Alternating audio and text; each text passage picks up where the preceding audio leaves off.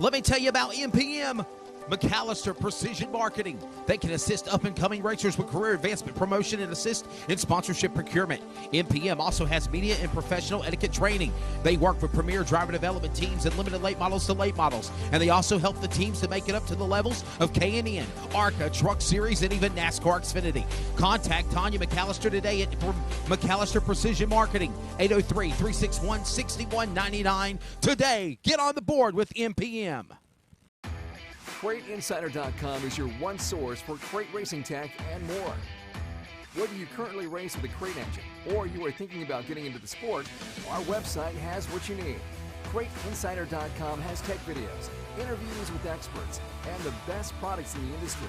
Dyno tested and proven, so we know they are the best products for crate engines. Visit CrateInsider.com today to get on the fast track to victory lane.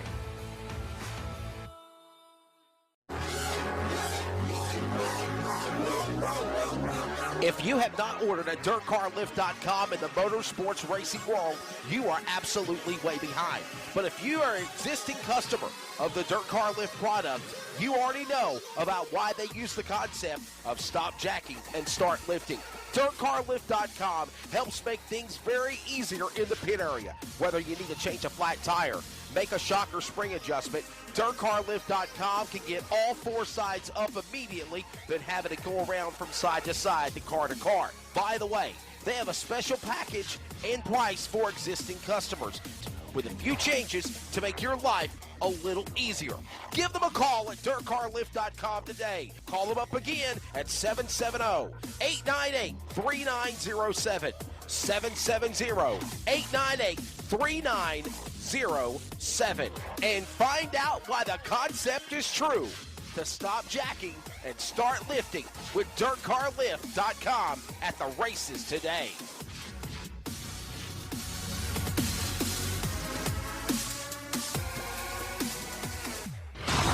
This is Finish Line. This episode is an exclusive production solely for the private, non-commercial use of our listening audience. Any publication, reproduction, transmission of the accounts without the express written consent or permission is restricted and prohibited. To hear this replay or other previous podcasts, download on iHeartRadio, iTunes Radio, and TuneIn. As always, this show is for you. Thank you for listening.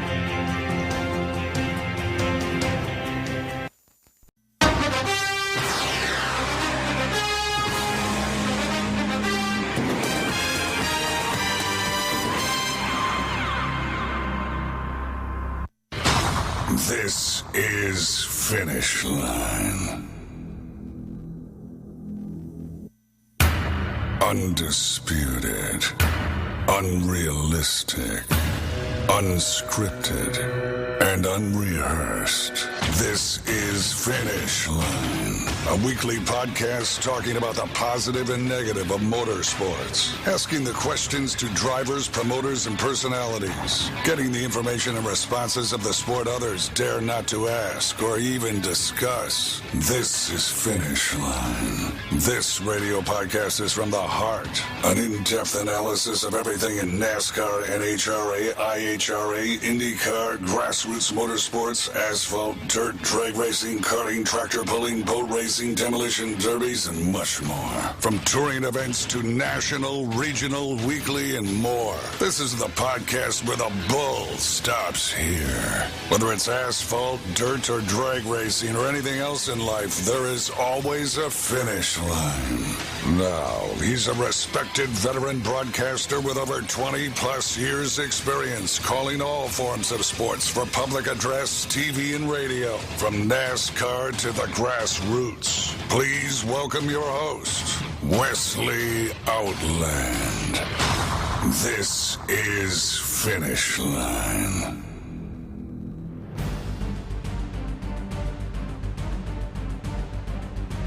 And good morning. Welcome to another edition of Finish Line. We're right on Fox Sports Radio affiliates across the Carolinas, iHeartRadio Sports, as well as on the Community Radio Network. Coming to you October 20th, 2021. Yes, the cold nip is in the air. The heat is leaving The cold temperatures are returning. If you're people like my producer who loves to eat salads at 9 a.m. to prepare for broadcasts and not a fan of the heat in Texas, then you are a fan of fall. I will put up with the not so hot temperatures. Not a fan of the cold weather after December 21st. But anyhow, we welcome you to Finish Line. I am your host, Wesley Outland. Hope you've all been doing well since last week at all the racetracks across the country. We had an awesome race, of course. Kyle Larson punching his ticket at Texas Motor Speedway. He's into the Championship 4. Kansas is this weekend. And then it is on to Martinsville. And then it is on to Phoenix. It is amazing how fast the season has flew by for NASCAR, as well as so much more. We've got a great show for you again for the October 20th edition of Finish Line. As always, for the second week in a row, I want to thank Charles Wooten, Jeff Stabnow, and LSRTV Productions for handling the video of Finish Line. It just took it to another level. We appreciate that. I want to thank our sponsors as always. Thanks to DirtCarLift.com. Stop jacking, start lifting with Dirt Car Lift. MPM Marketing. Thank you also to my lovely friend, great friend of many years, Kate Dillon, and CrateInsider.com. Without those sponsors, this would not be where it is at today. With that being said, we have got an awesome show. It's time to get it started on Finish Line. All right, coming up today on the program in just a few moments, the 2021 $100,000 NASCAR, eNASCAR Coca-Cola iRacing Series champion. What a treat we have for you. Keegan Leahy from Nova Scotia, Canada, the first Canadian in that area to win the iRacing National Championship, is going to be on Finish Line with yours truly. We're also going to have on Joe Kelly. Joe Kelly will be joining us at 11:20 a.m. Eastern Time, as he is going to be talking about the Powell Family Memorial, the prestigious $26,000 to win crate, not a super race, a crate late model race on dirt in Lake City, Florida at Alltech Raceway. We'll talk about that with Joe Kelly. It's either going to be changing the rotation at 11:35. Bobby McCarty, the 2021 Solid Rock Carriers Car Store late model champion, will be on the program to talk about his win at South Boston as well as the championship. We are moving him from the second hour to the first hour because actually he has some race car testing obligations. And then, of course, keep on going. We're still rocking and rolling. Cue it up again. Sammy Smith, the 50th annual Lucas Oil Winchester 400 champion, the winner of $25,000, the biggest win of his career, the ARCA Menard Series East Series champion, Sammy Smith from Johnston, Iowa, will be joining us on Finish Line. Then we go into hour number 2, which includes Carson Kvapil, son of NASCAR Truck Series champion Travis Kvapil. He is the 2021 Solid Rock Carriers Cars Tour Super Late Model Champion, and what will be the final Super Late Model Champion of its series, Carson Kvapil. Then we get either on Ricky Thornton Jr. from Adel, Iowa, the $100,000 Dirt Track World Champion, or Ron Barfield, good friend, longtime promoter, former NASCAR IndyCar racer from Indianapolis, now from Dillon, South Carolina, as he will talk about the 18th annual Fall Spectacular Bash 400. And then finally, The Undertaker. No, not talking about Mark Calloway, the WWE wrestler. I'm talking about the modified racer from Tennessee, Chris Wilson, winner of the Dirt Track World Championship. All that is coming up, and let's get it started right now with Keegan Leahy. Welcome to the show. Joining us now to get things kicked off on Finish Line is the 2021 eNASCAR Coca-Cola iRacing Series champion, Keegan Leahy from Nova Scotia, Canada. The weatherman, might I add. I was checking up on you, and I heard you want to be a meteorologist, or you're studying to become a meteorologist. Well, first off, champion of esports, welcome to Finish Line, bud. Yeah, thanks very much for the invite. You got me loud and clear here. I hear you perfectly, bud. Everything Awesome. worked out great having you. Hey, listen. So, uh, what momentum for 2311 racing? You got Bubba Wallace finally winning the Yellowwood 500 on a Monday at Talladega, and you are part of that eNASCAR esports team, and you win the championship. Not to take this in the wrong way, long time coming because it's something you've been trying to shoot for about 4 years now. Yeah, you're absolutely right. It has been a long time coming. It's something I've been working towards, not just in the 4 years I've been in the series, but it took me a few years to just qualify for it. There's a lot of guys trying to get in the series. Even back when I started, when the series wasn't as big as it was, I'm sure most people haven't even heard of it until the last couple of years, or maybe even this year. But yeah, the series has been growing a lot, and I'm really happy to have won it at the right time because I think this was the biggest year. Kagan, let's talk about your career, how you got started, and I know I say that funny in the way of talking about real race car drivers and their careers, but honestly, how you got started in iRacing, pretty much. Yeah, great question, and I'm sure a lot of your viewers are mostly the real life driver viewers, right? Real life racing. So hey, I don't presume to say this is a parallel to real life racing. It's close, you know. Sim racing is pretty much real racing without the risk of damage to your car, damage to yourself, or the G forces and that physical difficulty. But yeah, I started. It was 8 years ago. I started in iRacing. It was just meant to be a hobby. I've always been a racing fan, but around my area and also my family, I've never really had any ins to get started in real racing when I was a kid, or even now, really. So my way of racing was to get on iRacing, buy a wheel and pedal set, and play on my computer. So that's my way. Of course, I follow real racing a lot and love it, but yeah, I just started 8 years ago, and it was my goal to make it into this series. And I didn't ever see myself winning it, but I just wanted to compete in this big series where everyone takes it so seriously, and I like that competition. I was following up on how you won the championship, and you had to go into Bristol, under the gun. I mean, basically, you literally had to win Bristol. To win Bristol locked you into the championship four, and then you go to Texas, and you literally had to win the race, and it's just like it basically mimics the same format that the NASCAR Cup Series champions national tours do for the Xfinity, the Cup, and the Truck Series. I mean, basically, it all came out that same way. Tell us about the pressure that had to go through going that. Yeah, so we follow the season uh, about almost identically to what the real life season is, except we do every other week, not every week. So we've got 18 races compared to 36 in real life, roughly. And so it's every other week, and the races are half distance as well. So we also follow the playoff format, and instead of having a 10 race format, it's only 4 races at the end of the season.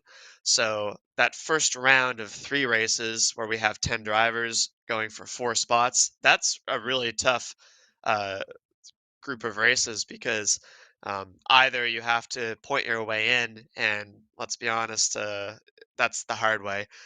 It's a lot easier to just get your win and then advance in because I think it was almost 3 drivers that ended up winning to get in, but we ended up having one of the non-playoff drivers make it in at Talladega. But yeah, I had a bad race in my first race at Darlington, and I knew going into Bristol, I'm not going to be in the final 4 playoffs if I don't win at Bristol. Because, well, the next race after that was Talladega, and we can't rely on that ever. Right, right. So you see that on Sundays every week. Like, there's always somebody that really needs to win in these playoff races. You know, it's their shot. They're outside the points by 30 or 40 points. It's the only way to get in. And usually it doesn't work out on Sundays in the real life. And I didn't think it was going to work out for me. I thought I threw away my shot at a championship for go at it.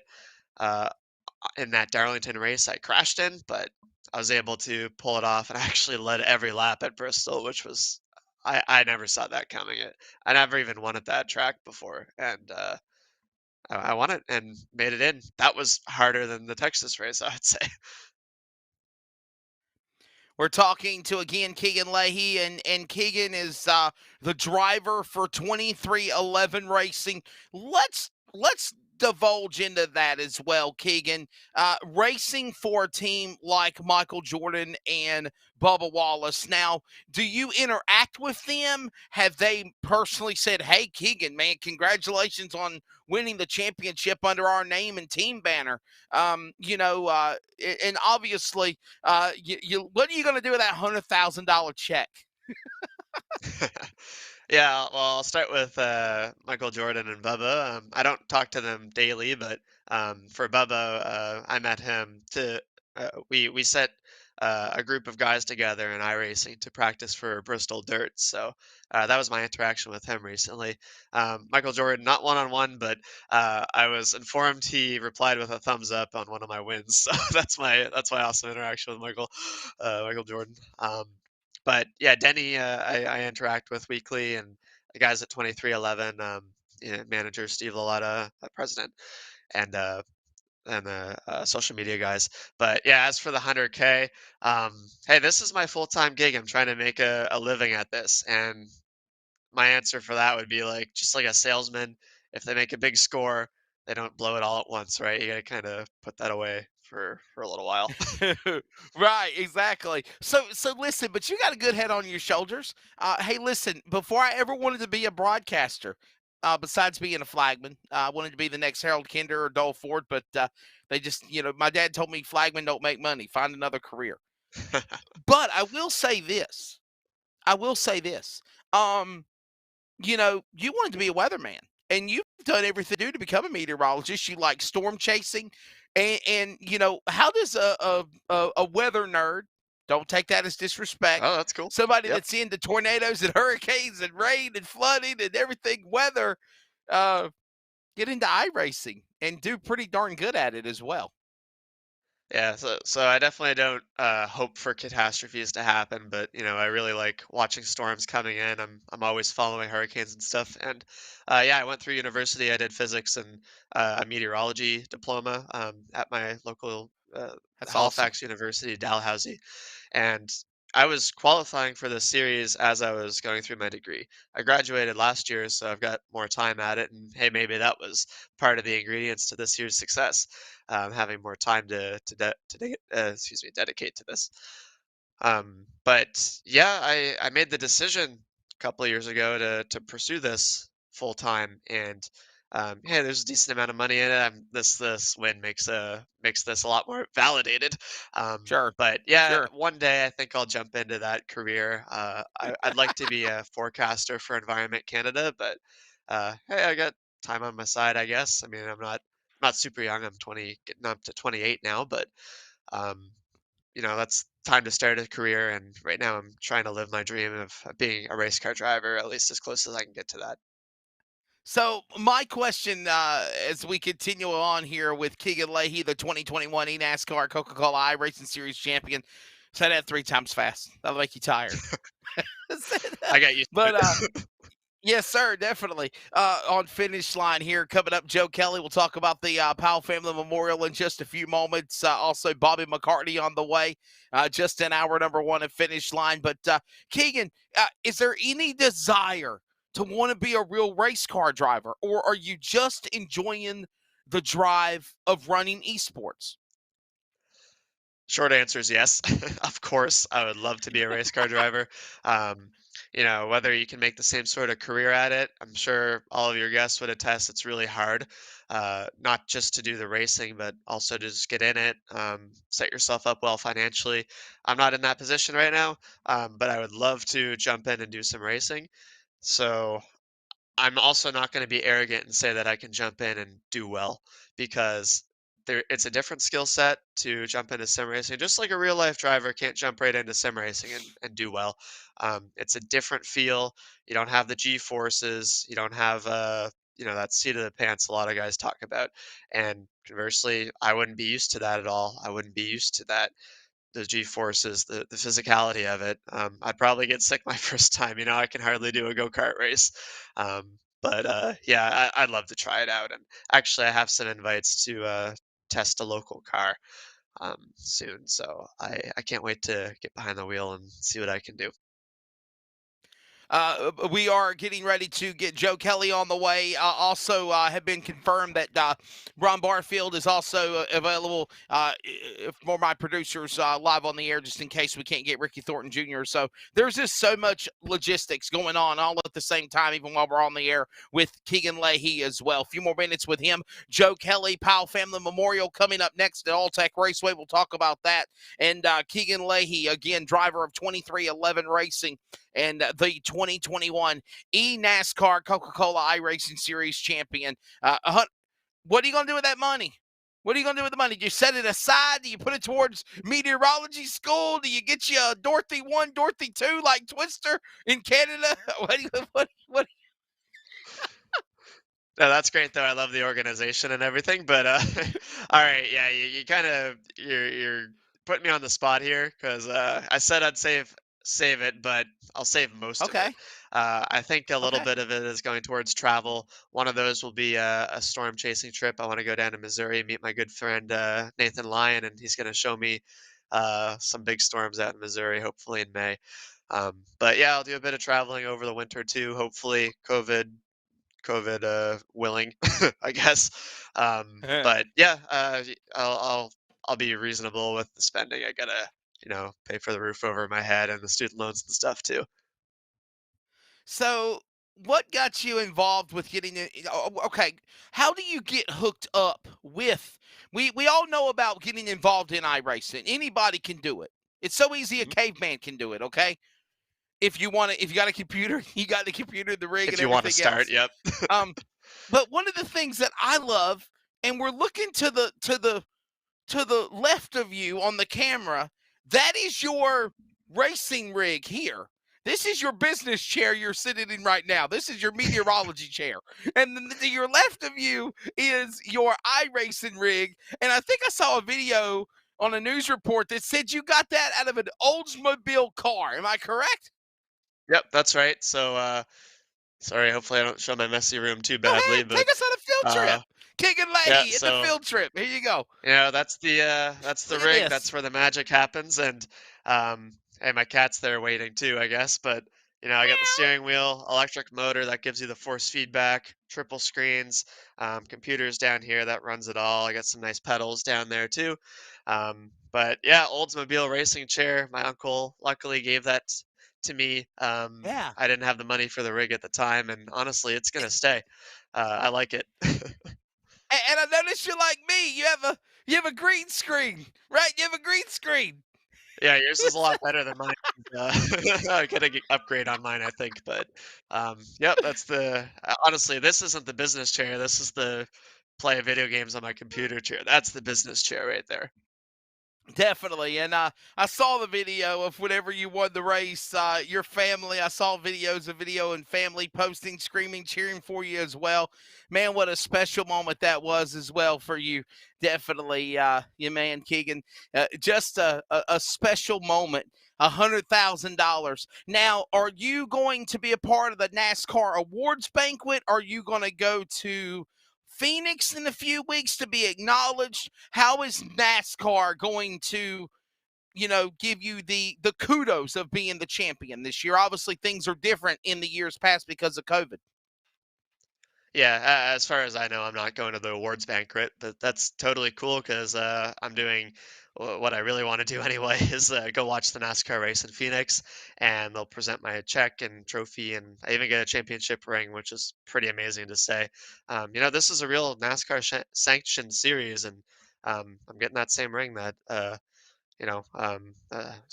chatting to Kurt Busch, and I let him know we'll have matching rings, I guess. I don't know how he took that, but um, yeah. So, and just to jump back a little bit to what we were talking about earlier, yes, anyone can jump into iRacing. It's not all as serious and stressful as what I'm talking about here. You can jump in, do league racing, do just the official racing, and get match made with other people at your skill level and do some fun racing. You don't have to be super dedicated like I am. Or if you want to be, you can, and you can build up your skill level and maybe qualify into the same series I am in a couple of years. Maybe you can do it quicker than me. I took about 4 or 5 years to get here.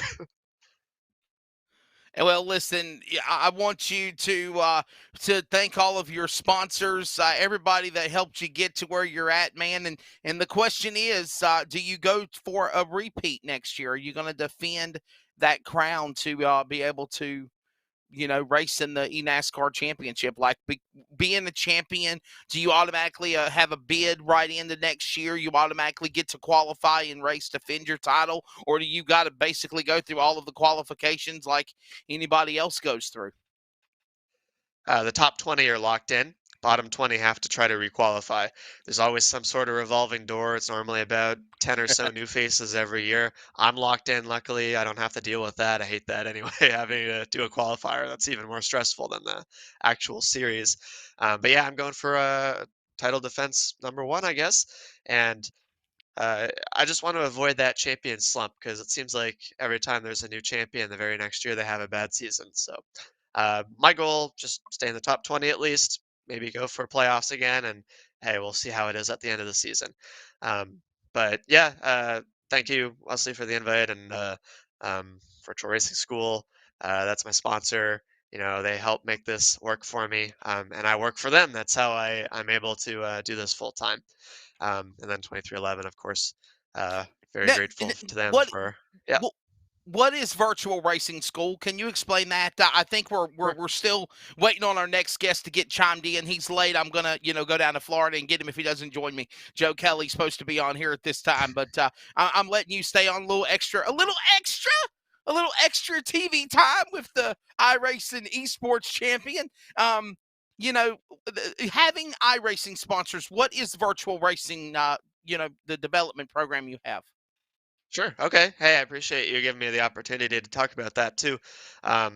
So I was working at a warehouse job. It was the Canadian version of Lowe's. Lowe's owns it. I was working at Rona during university, and I was just doing this basically minimum wage warehouse job, trying to get through. And I got the invite to do some things we call data packs. And so for people that are starting iRacing, a lot of people don't know how to drive in sim racing. How do you do it? So a lot of people want benchmarking. So that's what we do. We make videos to show you how to drive the track. I talk about some tips and stuff. We'll do onboard videos so you can watch exactly how I'm driving. Even telemetry. We make setups for the cars. Everything you need to get started and jump right into the racing, hopefully.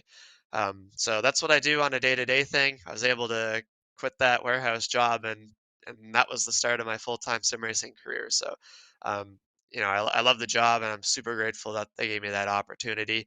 And I'm glad I can represent them well as a champion now because they believed in me. They invited me before I was even in this series 4 years ago. Pretty amazing. That's awesome, man. Well, Keegan Leahy, Joe Kelly is in the hot seat. He's ready to go. Man, congratulations to you. Thank you for taking the time to join us on Finish Line, and congratulations on the championship. And, dreams do come true, even if it's on a computer, too. It can happen to you. If you're young at heart, you did it. And enjoy the moment for this year, bud. Yep, no matter what it is, there's always an alternative path to get to your dreams. I did my best to get to that racing career, and hey, I'm super happy with this, and it's pretty amazing that people like you are inviting me onto their podcast to talk to the racing community. It's a really nice validation, and hey, I hope I represented iRacing in a good light too. I hope anybody that hasn't heard of it before checks it out. It's really worth it. But thanks so much, and get the next guest on the line here. But thanks for that encore. Get back to work chasing snowstorms because there's not tornadoes or hurricanes in Canada I'm now. waiting for those. Couple more months up here, but yeah, we'll get those. Thank you, buddy. I appreciate it. Ladies and gentlemen, that is Keegan Leahy from Nova Scotia, Canada. He is the 2021 eNASCAR Coca-Cola iRacing Series champion. And we go from up in Canada down to Florida to, of course, the Sunshine State. And there is my buddy getting ready. He has his job. He has a job, okay? He's working. Give me a minute. I got to roll my window down, okay? This is live, Joe. They see you. Joe Kelly is in the hot seat now on Finish Line announcer, Racing with Jesus Ministries. He was actually one of the first guests on Finish Line when we first started this show to talk about religion in motorsports, and he is also a big contributor now for many years of the Powell Family Memorial. That is this weekend at All Tech Raceway. It'll be live on Flow Sports. Joe Kelly, welcome to Finish Line, buddy. Welcome back. How you doing, bud? Who are you okay? waving at? You waving at your wife, your girlfriend, your boss? Who is that over there? Oh, Wesley, I'll tell you, we're over here at the racetrack right now, and we're just doing final preparations for the Powell Memorial, and a lot of painting and different things going on here today, just getting ready for this weekend. Exciting event for sure. The Powell Family Memorial. Talk a little bit about it. To let everybody know about the history of this race, Joe. You know, for 26 years ago, the owners of Ocala Speedway, the Powell family, there were 6 members of the family involved in a plane crash over the Gainesville area of Florida. All 6 lost their lives. On board were James Powell's parents, aunt and uncle, and 2 twin 4-year-old daughters. James was a racer, and just like racers, how he healed was really going right back racing. As soon as the funeral was over, he actually left and came right to what was then Columbia Motorsports Park, which is now All Tech Raceway. So this was actually the first place he came. The day of the funeral, he came to race, and ever since then, it's been a memorial race to keep the memory of the family alive, and it's really turned into it is the most prestigious dirt late model race in Florida. If you live in Florida and you're a race fan, you may miss Speed Weeks, you may miss the World Outlaw late models, but you're not going to miss the Powell Memorial. It's just one of those races, and it's had a lot of momentum through the years. Last year was the 25th year. We decided to make it a $25,000 to win race. This year, $26,000. So that'll continue on, and we're excited. And Wesley, we're just keeping memories alive, one lap at a time, buddy. And, you know, we go a long back, Joe. I mean, me and you, first time we met each other was back in 2015 at USCS Racing at Florida. And we have continued a friendship that's going on for close to, 8 years or more. And, it's amazing how time flies by, Joe. And it is amazing what you have done to be a part of a staple in Florida racing, like the Powell Family Memorial.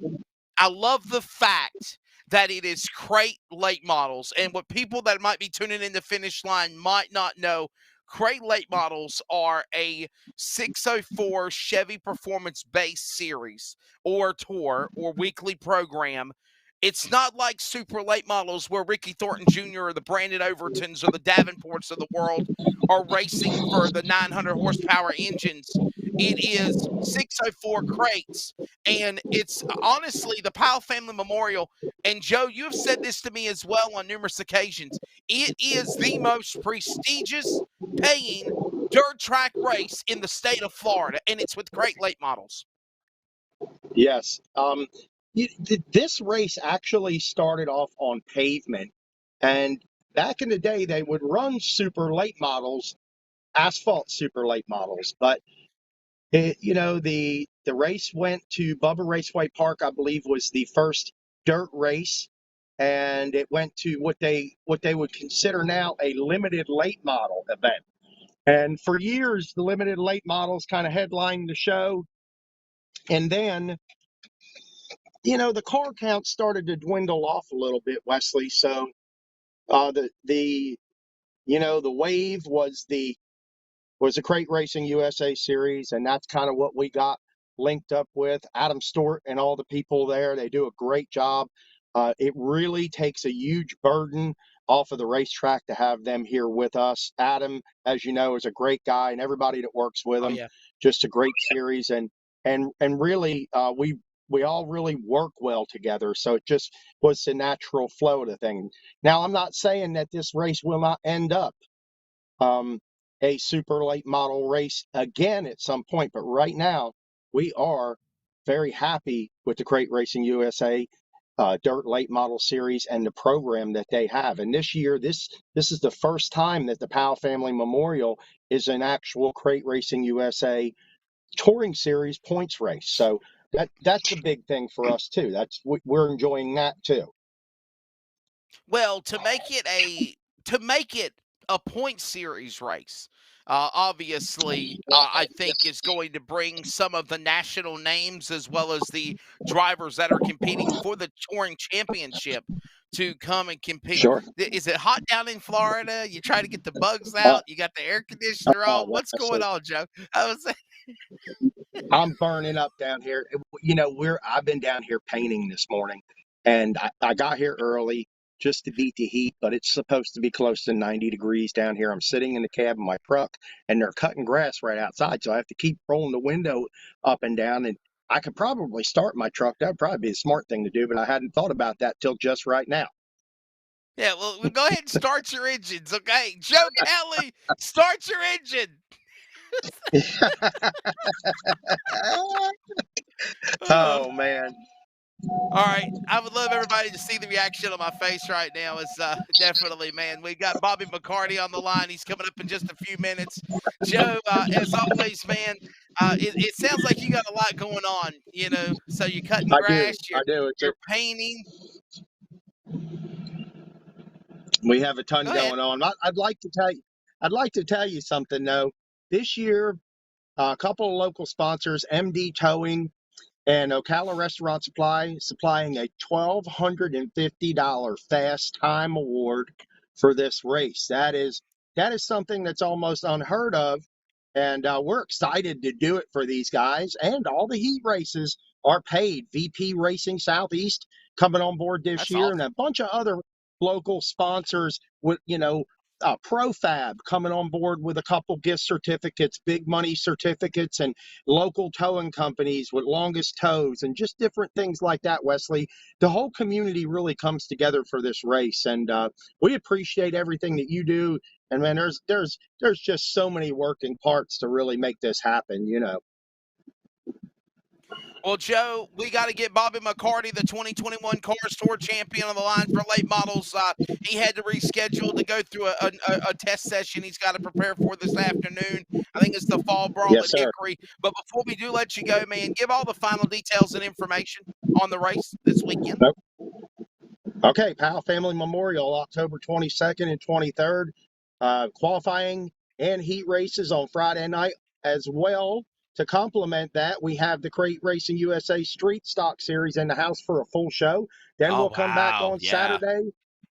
Yeah, then we'll come back on Saturday and have our last chance qualifiers, our B-Main, and our feature event at Wesley, 67 laps, $26,000 to win, $750 to start. And that show will be complemented by our exciting Pure Stock division here at Alltech Raceway, which is always one of the best divisions to watch. Ticket pricing is really cheap. You can check out everything at www.alltechraceway.com. And of course, we'll be happy to see you. We've got great food here, alcoholic beverages, everything that you could want is here at Alltech Raceway. 11:30 in the morning, and you mentioned alcohol. Yes. Well, I do. Race car haulers are pulling in as we speak. Yep. It's all good, Joe. It's always good cutting up with you, man. But hey, listen, if you can't be there live, Flow Racing, Flow Sports will have coverage of it as well, man, for sure. That's right. Well, thank you, Wesley. Joe, get back to work, cutting grass, mowing lawn, painting houses, and painting the grandstands. And I appreciate you being on Finish Line, and I appreciate your friendship most of all, my friend. Thank you. Thank you, Wesley. Bye. All right, man. Hey. Bye. Hey, from Joe Kelly, somewhere in, I believe, North Carolina or Virginia, we now go to the 2021 Cars Tour. He's in his race shop. The Solid Rock Carriers Cars Tour late model stock champion. Okay, so he's been on finish line 2 or 3 times since the show's inception, but you've never seen him. Now you get to see what he looks like. Bobby McCarty. Bobby, good morning, my friend. Welcome to Finish Line, and congratulations to you also locking up another Cars Tour late model stock championship. Thank you, buddy. Thank you for having me on, man. I really appreciate it. So are you going to test at Hickory? Or is that what the schedule had to be changed? Are you getting ready for the fall brawl? Where are you going to? No, we're actually running the Rodney Cook race this weekend. So we're headed out today to, we're headed out today to do some testing. See if we can get the old Solid Rock Carriers 22 dialed in. I think we'll be good. Well, anyhow, we're on with Bobby McCarty. Bobby McCarty not only won the Autos by Nelson 250 race for the Cars late model stock tour at South Boston, he also won the championship. Caden Honeycutt and you were tied, or were going into the race by 1 point differential at the drop of the green flag. And from what I've seen by posts on social media and the great coverage by Tony Stevens, Lenny Baticki, Jacqueline Drake, and Cars Tour TV, it seemed like Caden Honeycutt had a lot of bad misfortunes, and everything just worked in the place for you perfectly, Bobby, to win the championship. Yeah, so we I hate to see him running that way. You know, they've had a really strong year. Caden's a really great driver. He's got a really bright future, but you know, the tires were a little different for everybody. I think a lot of teams struggled with that. But man, my Nelson Motorsports guys, they knocked it out the park. We unloaded fast Thursday. And we just seemed to keep making the car better and better and better. You know, nothing we really did to it made it worse. We kept speed in it. And it was just kind of one thing after another. You know, we hit on a couple things, tried some new stuff. And, you know, like I said, it was a blessing to drive that thing. I've been racing for a long time. That's probably one of the best cars I ever sat in. A big win for you, definitely. Obviously, South Boston, such a tricky track to get around and to try to figure out. You know, do you like the fact that winning the Cars Tour Championship kind of came down to the way NASCAR does their Final Four, the Championship Four? Best finished position, highest points guy, or winner of the race wins the championship. And it pretty much fell into your favor as well. I mean, you know, obviously you could have won by virtue of points, but you just wanted to go out there and give it a high five and bam, going for the checkered flag and go for the trifecta, kick the door down, win the championship, and win the race. Yeah, and that's kind of how we look at it. You know, I mean, winning championships are great. You know, it's what you strive for the whole year. You know, that's what you're going for at the end of every year, is to try to win the championship. And you know, points racing is different. You have to have a different mindset. And you know, I just hate getting caught up in the points. You know, because you look at everything different. You know, we went to South Boston with the points being as tight as they was, and Caden and them running as good as they have all year. You know, we just thought we got to win this race. You know what I mean? If we can win the race, then everything's fine.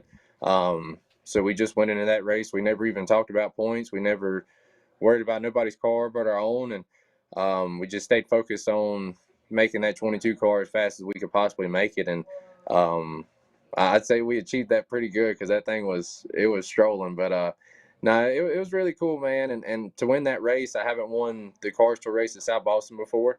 And we won it this time. So, you know, it was really good. The last couple of times at South Boston for the season finale, we struggled with speed and just the drivability of the car. And, you know, to come into this race and knock it out of the park and have the kind of car that we had, you know, we was all very proud. And, you know, just it felt really good to finally check that one off. Bobby McCarty again joining us here on Finish Line, and he is again the 2021 Solid Rock Carriers Cars Tour Late Model Stock Champion. Bobby, We've also heard we got Carson Quapple coming up in hour number 2, the Cars Tour Super Late Model Champion. And what it sounds like after the news 2 weeks ago will be probably the final Super Late Model Champion of the Cars Tour era. What do you have to say about Jack McNally and Danny Willard and, of course, Chris Regal keeping the Cars Tour Late Model Stock program alive, the success behind it, and, of course, now preparing for a new era next year with the Pro Late Model Cars Tour? Yeah, so Jack and all his guys, they're the best. You know, they give us a really good platform to race on. Ton of media coverage. He gets a lot of exposure, which is great for everybody's sponsors. And we go to all these different racetracks.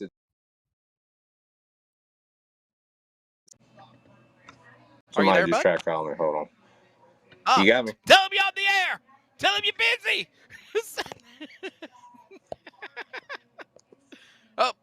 Uh-oh, I think I made it bad. Bobby, you there? Bobby, I'm sorry. It was your wife telling you call her back. Unless it's emergency. Bobby, you there? Bobby? Hello? Oh, my bad. Hey. I had a phone There call you are. pop up. I apologize. Okay. I thought you got mad at me and hung up. Oh. Can you hear me? Maybe you do need to take this call. Yeah, I can hear you. Yes, can you hear me? When it's live, people, it's live. That's all I got to tell you. When it's live, it's live. And Bobby, hang up and maybe call back. Maybe that's what you need to do. Hang up and call back. He has froze up on us.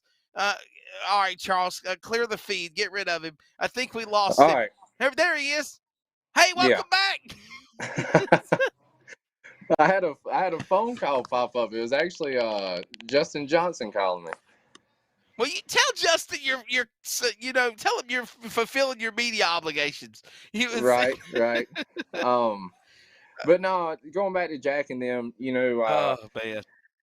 with the tour and all the racetracks we're going to, and the way they take care of the racers, and he's got a good group of guys behind them. They work really hard.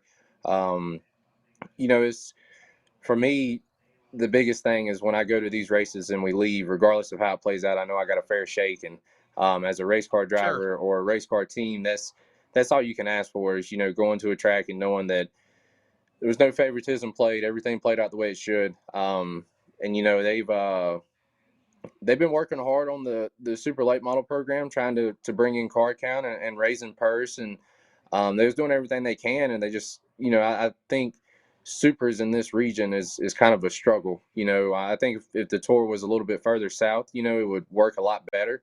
But, with it being kind of this, southeast region, it's not really, supers isn't that big of a series here, so I think the pro late model is going to work better. There is a lot more pro late models around this area than just super late models, so I think it's a good move. It's a smart move. Hopefully you can pull some cars in from a couple different places. That's Jack, man. He's always trying to bring the most amount of cars he can bring to a race, to put on a good show for the fans. And the more cars we have show up, the more media coverage we get. So, I'm looking forward to it. I think next year is going to be interesting, especially with the schedule, a lot more races. So we're all definitely looking forward to it. Sammy Smith is going to be joining us here any moment, the 2021 50th Annual Lucas Oil Winchester 400 champion. A few more minutes with, again, Bobby McCarty. Bobby, what does the rest of the season entail, buddy? You've got, obviously, the Thanksgiving Classic coming back to Southern National in November. You have the Snowball Derby for supers. I don't know if you're ever considering going down to Pensacola or the Pro Late Model for the Snowflake. You've got Florence for the South Carolina 400, what used to be the Myrtle Beach 400. Take your pick. Fall Brawl at Hickory. Ace Speedway, I know you're going to be at this weekend for the Rodney Cook Memorial. Where else are we going to see the 22 machine? Right now, all I know for a fact is Ace. We're talking of Florence and Kinley. That's still just kind of up in the air, but I have wanted to run the Snowball Derby. It's I've never even seen the place, but I've been told, it's a bucket list race to go to. I want to run it, but you know, I was telling my wife about it. Supers down south, it's going to be tough to go down there and run against those guys because that's all they've done. They've been running supers for a really Yeah. long Oh, time. yeah. I want to do it. I got to work on the circumstance. I've been looking around, just looking at teams, and just really haven't pulled the trigger on anything yet. We do a lot of racing ourselves, and I'm going a lot, so I try to be home as much as I can. But I want to run the Snowball really bad. Maybe not this year, maybe next year. I'm working on some things. We'll see how it goes, but it's definitely a race I want to run. So we'll just see how it goes. Like I said, got to talk to all my sponsors, Kirk with Solid Rock and Barry with Autos by Nelson and all those guys, and just see what they want to do for the rest of the year and see what we can work out. But right now, for sure, just Ace this weekend, and then I don't know if we're doing the Thanksgiving Classic or Florence, but it's definitely both races we've talked about, and we feel that our program is doing really good right now. Yes. And when your stuff is good, you want to race as much as possible. So we'll see, man. I'm definitely up for anything. I love going to the racetrack and spending time with my Nelson Motorsports guys. So we'll see. I ain't gonna say no to anything yet, but we'll see how it goes. Have you also considered possibly going down to Goodyear All-American Speedway? They've got the Battle of the Stars All-Star Invitational coming up in December or in November 14th, and the $15,000 to win Solid Rock Carriers Winter Invitational at Carteret County. You got to be a part of that one, right? Kirk Ipock sponsoring it. Yeah, we've talked about it. I I done wouldn't put think Bobby that. on the spot. Yeah, you kind of did. No, it's fine. The race at Goodyear All American would actually be be a smart race for us to run. We go there next year with the tour, and Sure. the only time I've seen it was when it was Coastal Plains, and I went with John Whaley. He ran a late model race down there, and I went and worked on the crew with him, and that's the only time I've ever seen the place. So it would be smart for us to run it, get some practice for next year and just kind of see what the track's all about. But like I said, we haven't talked much. We've been so focused on just the car store races and the Triple Crown races. We haven't really looked past Ace this weekend. Ace was kind of the last Right. race that we'd really talked about and planned on running. So I don't know. Like I said, we'll talk to everybody and see what everybody's feeling, and we'll go from there. That's one thing I love about this team I drive for, man. We all just kind of it's not just the team owner saying we're doing this or me saying we're doing this. It's we all sit together as a team, and we discuss all our options, and we come up with a plan together, and we decide where we're going to go. So we'll talk to Timothy and Triplet and all those guys and see what they want to do, and we'll go from there. We'll see what we can work out. All right, Bobby. Well, man, thank you so much for joining us, and we'll let you go so you can get on the road. I know you had to leave around high noon, as they say in the Old West. That's 12 p.m. Eastern time to get ready to. Well, I guess it would be 12 Central or 12 Pacific or 12 Mountain time as well. But anyhow, 12 noon is the Old West high noon analogy. But we'll let you go, man. Congratulations on the 2021 Solid Rock Carriers Car Store Late Model Stock Championship. I know it seems like, man, this year has flew by. We've come a long way, especially with where we were last year with COVID. And, Yep. man, congratulations on another championship. This is your chance to thank your sponsors on Finish Line. All right, I appreciate it, man. Definitely got to thank Solid Rock Carriers with Kirk, Autos by Nelson, Nelson Motorsports, Barry Nelson, all the guys at the race shop, Timothy, Triplet, DJ Cessna, my spotter Tony, Chevrolet, Castro, BTS Tire and Wheel, RNS Race Cars, Charlie Long Brothers Engines, all those guys, man. They, I mean, at the end of the day, I'm a mechanic. I work on cars Monday through Friday, and all those guys give me the opportunity to drive race cars on the weekend, and they're really fast race cars that look really good. And I'm truly blessed, man. They have no idea how much it means to me to just be a small part of this team, and go win races and championships. So definitely got to thank all those guys, and we'll see if we can cap off another big one this weekend. Call Justin Johnson back. Tell him I said hello. All right, I'll do it. Thank you very much, ladies and gentlemen. Thanks, Bobby buddy. McCarty there on Finish Line, your 2021 Solid Rock Carriers Cars Tour late model stock champion here joining us on Finish Line. Hey, we're not wasting any time. We're going right into our next guest. Of course, he won the 50th annual Lucas Oil Winchester 400 presented by Jegs. And that is also, in addition to that, the 21 ARCA Menard Series East Series champion, the young man out of Johnston, Iowa. Give it up to, of course, for Joe Gibbs Racing, Toyota Racing Development driver, Mr. Sammy Smith. Biggest win of his career on MAV TV Sunday. Sammy, welcome to Finish Line, my friend. Thank you. I appreciate having me on. Sammy, turn your phone this way. Let's get you bigger, okay? There you go, just like that. See how big you got all of a sudden? You gained 10 pounds. Yeah, that's better. Awesome. Yes, sir, man. Hey, listen, we've known each other for about 3 years now. With my work with MAV TV and Short Track America, of course, also with Speed 51, and just getting to see you at all the big races and all the shows. I think the last time I ran into you was at the Red Bud 400 at Anderson, Indiana, and you're just getting so much better. You're growing, you're maturing, and you're getting so better as a race car driver. What meant more, the ARCA Menard Series East Tour Championship or winning the Winchester 400 on Sunday?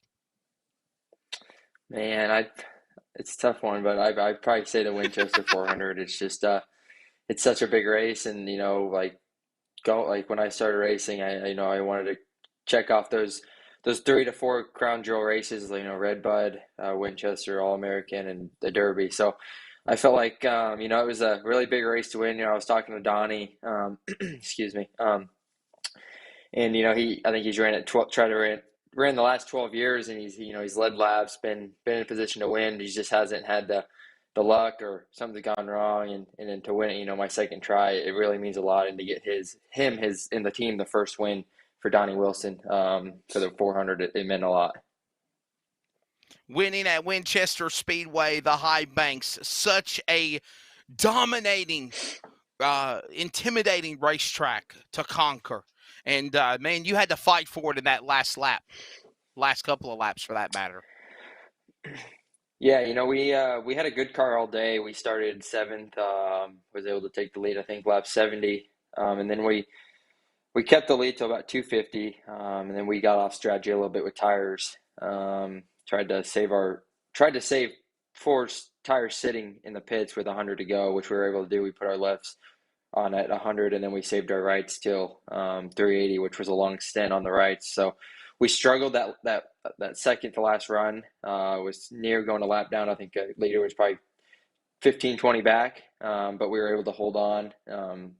And then get those tires when no one else had them. And it was going to be I knew it was going to be tough to charge to the front, but we were able to, get under the leader on the last lap and made contact. He just felt like it was more of a racing deal. And then it was frustrating, I know, for him. But, at the same time, I was doing whatever I had to do. I felt like I was inside and he was running me down the track. So, at that moment, I knew if I would have lifted, I felt like it would have been over. And then I would have had to live with myself. I gave it up and lifted, and that would have been a tough one to swallow. But, I didn't. I stayed in it, and, we made contact. I had pretty bad damage and had to come and fix it. And then, that last green white check group was able to start 4th. Then the 35 hit the wall, getting into 1, and I was able to clear them all and just set sail. And, I ran my fastest lap on the last lap. So that was pretty cool too. Just, I was 110%, trying to get away, and luckily we were able to get the win. Sammy, I want to get on a soapbox here, but I don't, because I don't want to diminish or take away what is such a big iconic win for you in your career. But the car count, there was only 7 super late models at the Cars Tour race. We got Carson Quapple coming up next, the Cars Tour Super Late Model Tour champion, which might be the last Cars Tour race at South Boston we saw Saturday night. And they only had 7 cars. I think there were 22 or 23 supers at Winchester for the 50th Winchester 400. Sammy, where's the cars at, bud? I mean, where's what's the numbers? Is it the tire apocalypse? Is it the shortage of race car parts? You can't blame it on the promoters. We had Bob Dillner on here last weekend. Glenn Luck at CRA, we've had him on before. They paid $25,000. They gave you an awesome bonus. Your take on that? Yeah, definitely can't blame it on the promoters. Bob and CRA did a good job last weekend. Awesome job getting everything together. But, honestly, I don't know what it is, but like the last couple of years, I was looking back, and I mean, obviously, like 3-4 years ago, car count even wasn't big for that kind of race, like 29 to 30 cars. And then I think the year before that, it might have been 20. So I don't know what it is. I feel like this past weekend there was a solid top 5 cars that were really good. I think, my teammate Chandler would have been tough to beat, but, it was a long race, and we were saving our equipment, and not luckily, but, they broke, and what we were able to, I feel like take that top spot and control the race where he was doing that early. But, I don't really know. It was, I feel like, as the driver, you always want as many cars as you can get at the track. It's, to try to beat the best of the best. But, I felt like the best of the best were there. I feel like you were missing a couple of them with Roderick, Bubba, maybe a couple others. But, I think I don't really know what to blame it on. The tires. The tires held up good this weekend. We didn't have any issues. So I'm not sure really what the deal is. But, anywhere you go, you always want high car count and try to just go beat the best of the best every week. These last couple of big races coming up, I think there'll definitely be some more cars. All Americans a little bit closer, so I don't know if that's a distance issue or what really. But overall, it was a 22 cars is okay, but wish we could have had more. Is it quality versus quantity now, Sammy? And as a race car driver, do you take that in consideration kind of like the way the promoters do? I mean, would you rather have 22 top quality, best in the nation guys compared to a 35, 40 car field where maybe you have 15 guys that are at the top of their level and then 25 field fillers? And please, nobody take that word as I'm saying is disrespectful. I'm just saying that, just basing it on the talent level that somebody like yourself, Sammy, has. And then at one time, you weren't in that level. You were building up your resume. I remember several times you tear your cars up and have engine problems or failures or things going from team to team. So it's all about growing pains and climbing the ladder in life just to be successful as well on the racetrack. Yeah, that's a tough question. I think as a driver, you want solid cars. Like you don't want 35 cars and only 5 to 7 of them be decent. But I think from the fan side of things, I think as a fan you want 40 cars. If they're good, they're good. If they're not, they're not. But I don't really know. That's kind of a tough question to ask. I feel like as a driver, I definitely want the toughest competition to try to compare myself and then be a better driver to try to beat the best. So I think that's where I kind of stand on things. We are again with Sammy Smith. Sammy Smith is your 2021 50th annual Lucas Oil Winchester 400 champion at Winchester, Indiana over the weekend.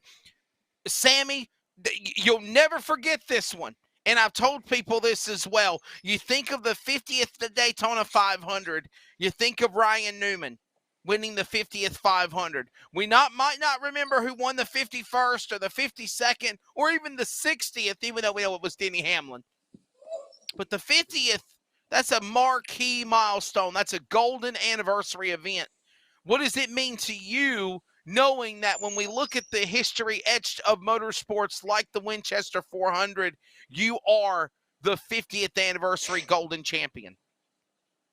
Yeah, it means a lot to me. I feel like the whole race it went good in our favor, but I feel like as a driver after the race, you look back and think how could you have done better? And I feel like there's a couple things I could have done better, but overall, that was probably one of my best overall races. That, you know, you got to be 100% perfect have everything go your way for you to win these big races. I think you know, it's tough with, you know, you can have mechanical issues or do a different strategy wrong, or just, you know, make a small mistake. Like if you make contact, your day could be over. So I feel like overall, I had a pretty good race. I did a good job. I felt like, you know, downloading the car after every pit stop and making the right adjustments, Bond and all the guys did a good job. So I felt like that was definitely a big win for my career, and I'll never forget that one.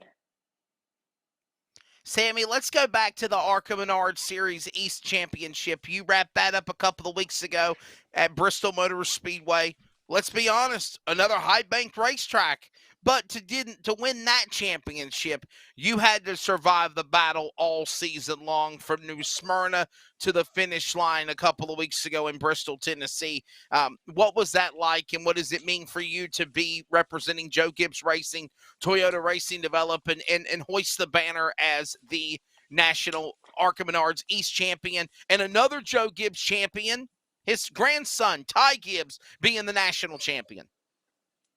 Yeah, it definitely was a different style of racing for me this year, because I've never really ran for a championship. So I felt like, you know, on the days that we felt like, you know, for me, going to the racetrack every week, especially in the Super, is there's only one goal, and that's to win. And if you really can't achieve that goal, then, you know, you didn't do your job, I feel like, you know. But, you know, for that side of things, I felt like I learned through the season, you know, you're not going to have a winning car every single week. And that's kind of something I had to learn was, you know, when we didn't have a winning car, if it was a fourth place car, try to make it a third place car. And if it was a third place car, try to make it a second place car.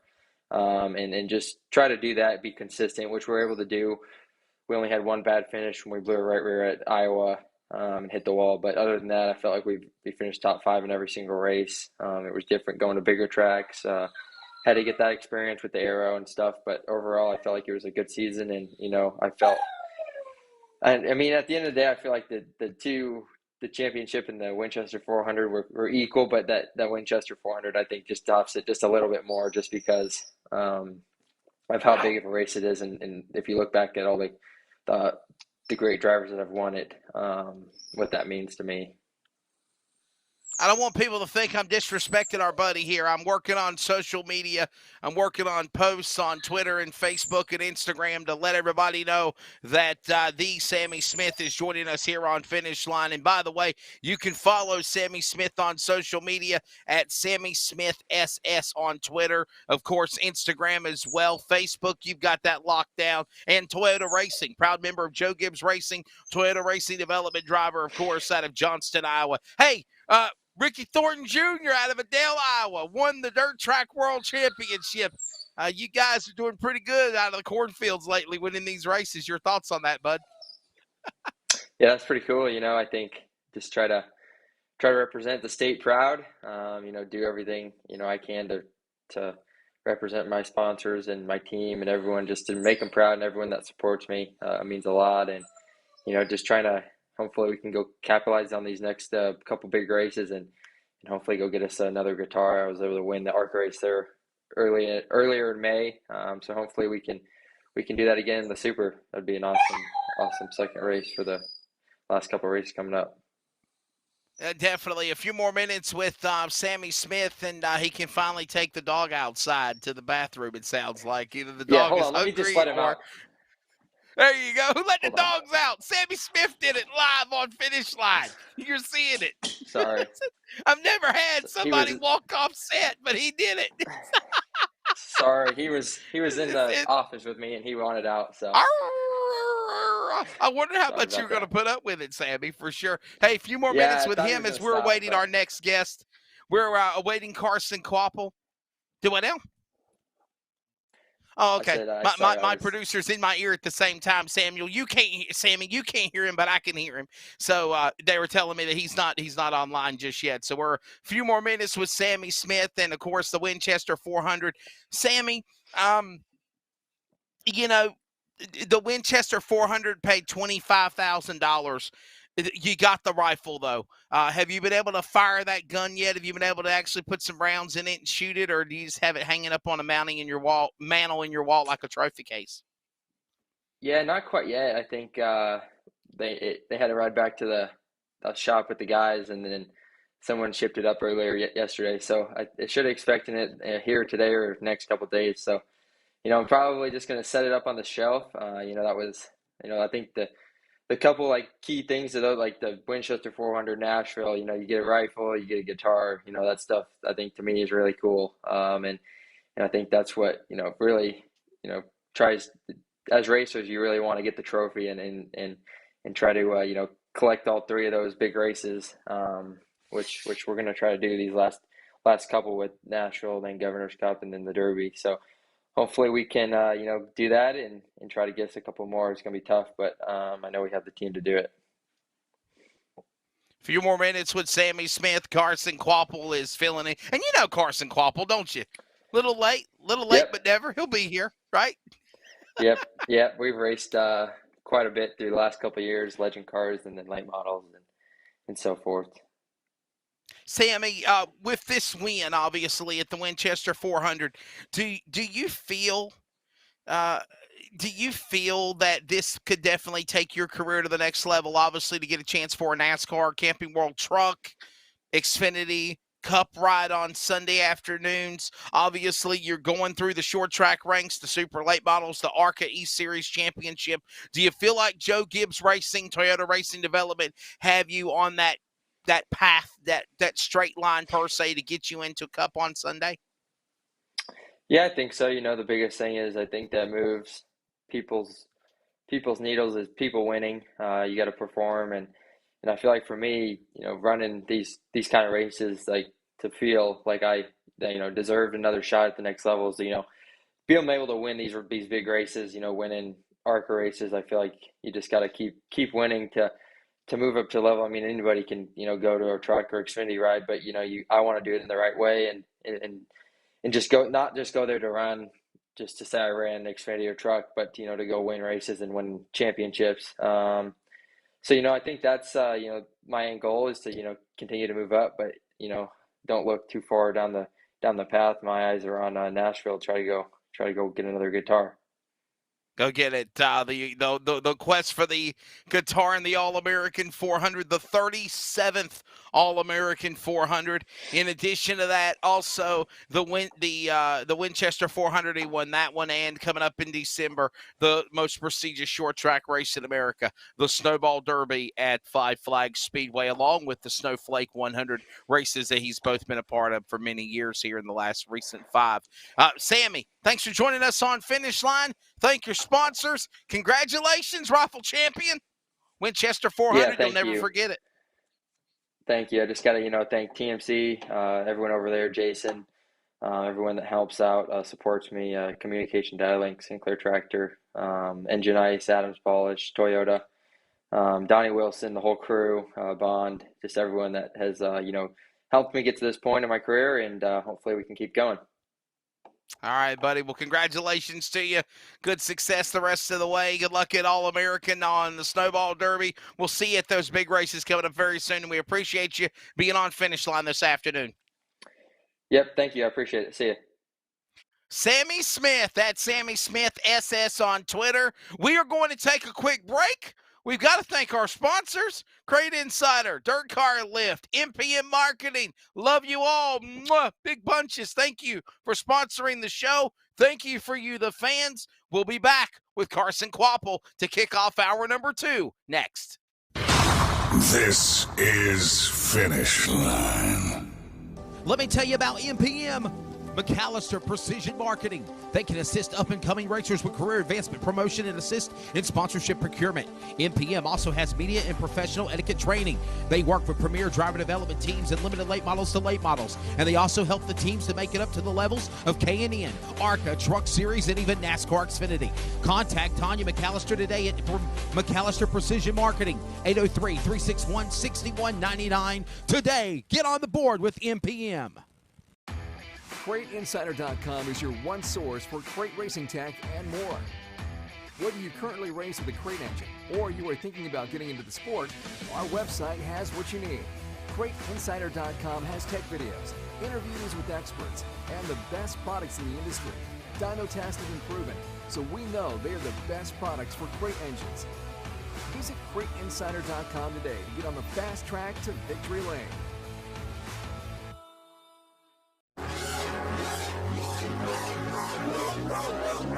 If you have not ordered at DirtCarLift.com in the motorsports racing world, you are absolutely way behind. But if you are an existing customer of the Dirt Car Lift product, you already know about why they use the concept of stop jacking and start lifting. DirtCarLift.com helps make things very easier in the pit area. Whether you need to change a flat tire, make a shock or spring adjustment, DirtCarLift.com can get all four sides up immediately than having to go around from side to side to car.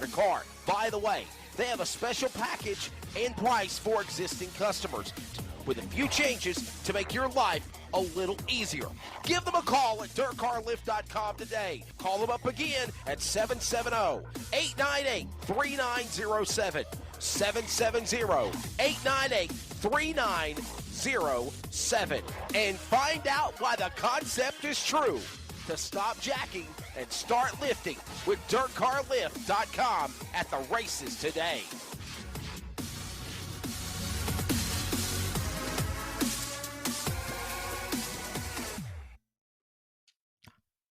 Hey, welcome back. You've made it into hour number 2 of Finish Line. I am Wesley Outland, your host, and we are going to go right back to the phone lines. We ain't wasting no time, okay? We're going back to the phone/video lines. And joining us now is the 2021 Solid Rock Carriers Cars Tour Super Late Model Champion, and that is the driver of Carson Quapple. I'm looking for my music. I need you to go sideways, Carson. Sideways? Take your phone. All right. There you go. Tilt your head sideways. Do like me. Tilt your head sideways. There you go. You got it. There we go. Everything's off. See how it makes you so much bigger? Gotta tilt your phone. I sent it in the text yesterday, Dan, but I know I did. So, Carson, welcome to Finish Line, young man. How you doing? Welcome to the show. Yeah, I'm doing really good. What about yourself? I'm doing well. Life is good, making money, and of course, this show's doing well. It's on a new path. Went from radio to now showing my ugly mug and your mullet. Oh, yeah, the mullet. Man, how long has it been since you got a haircut? I was talking the other day to my lady friend Melissa, saying I need to get my hair chopped off again. When's the last time you got a haircut? What does it look like when you wake up in the morning, by the way? Oh, it don't look good. That's why I shower every morning. Yeah, it's probably been, probably been about a month or two now, but it's probably been at least a year and a half, almost 2 years since I didn't have a mullet. So I've had it for a while now. Yeah, for sure. Want to give a shout out to the Ritters family, Toby Ritters. Man, I saw on Facebook the other day, or YouTube, yet last night, that they have a new movie, Clifford the Big Red Dog, and of course we call Clifford on the Northwest iRacing Cup and Truck Series. He races with them, so shout out to the Ritters family, Toby Ritters. RGL Motorsports. He says Max Verstappen was running an official Formula V race at Summit Point this morning. That's awesome. Thank you. And thank you, as always, Keith Bradley, the animal, one of the guys that was originally there when we first started the video on Finish Line. He says, killing it as always. We're here with Carson Quapple, and he is your official 2021 Cars Tour champion. And of course, the young man for GMS Racing out of Mooresville, North Carolina, Race City, USA. He is the son of former NASCAR Camping World Truck Series champion Travis Quapple. And Carson, your brother Caden Quapple. It's just a Quapple name, and you are just you're building your own name in the Quapple industry. Talk about your career, how you got started from Millbridge to running super late models and the big win at Sobo for a championship on Saturday night. So I'll bring you all the way back to 2013. I started running Bandolero. That was the first thing I ever raced out down at the summer shootout.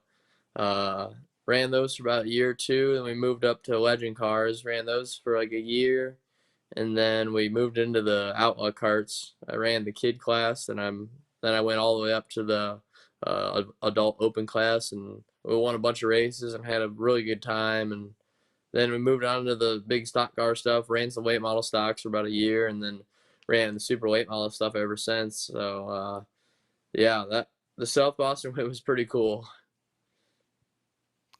It was a big win, a big championship, but it may be a sad time as well because it does sound like that could be the final super late model race for the Cars Tour. Your thoughts on that?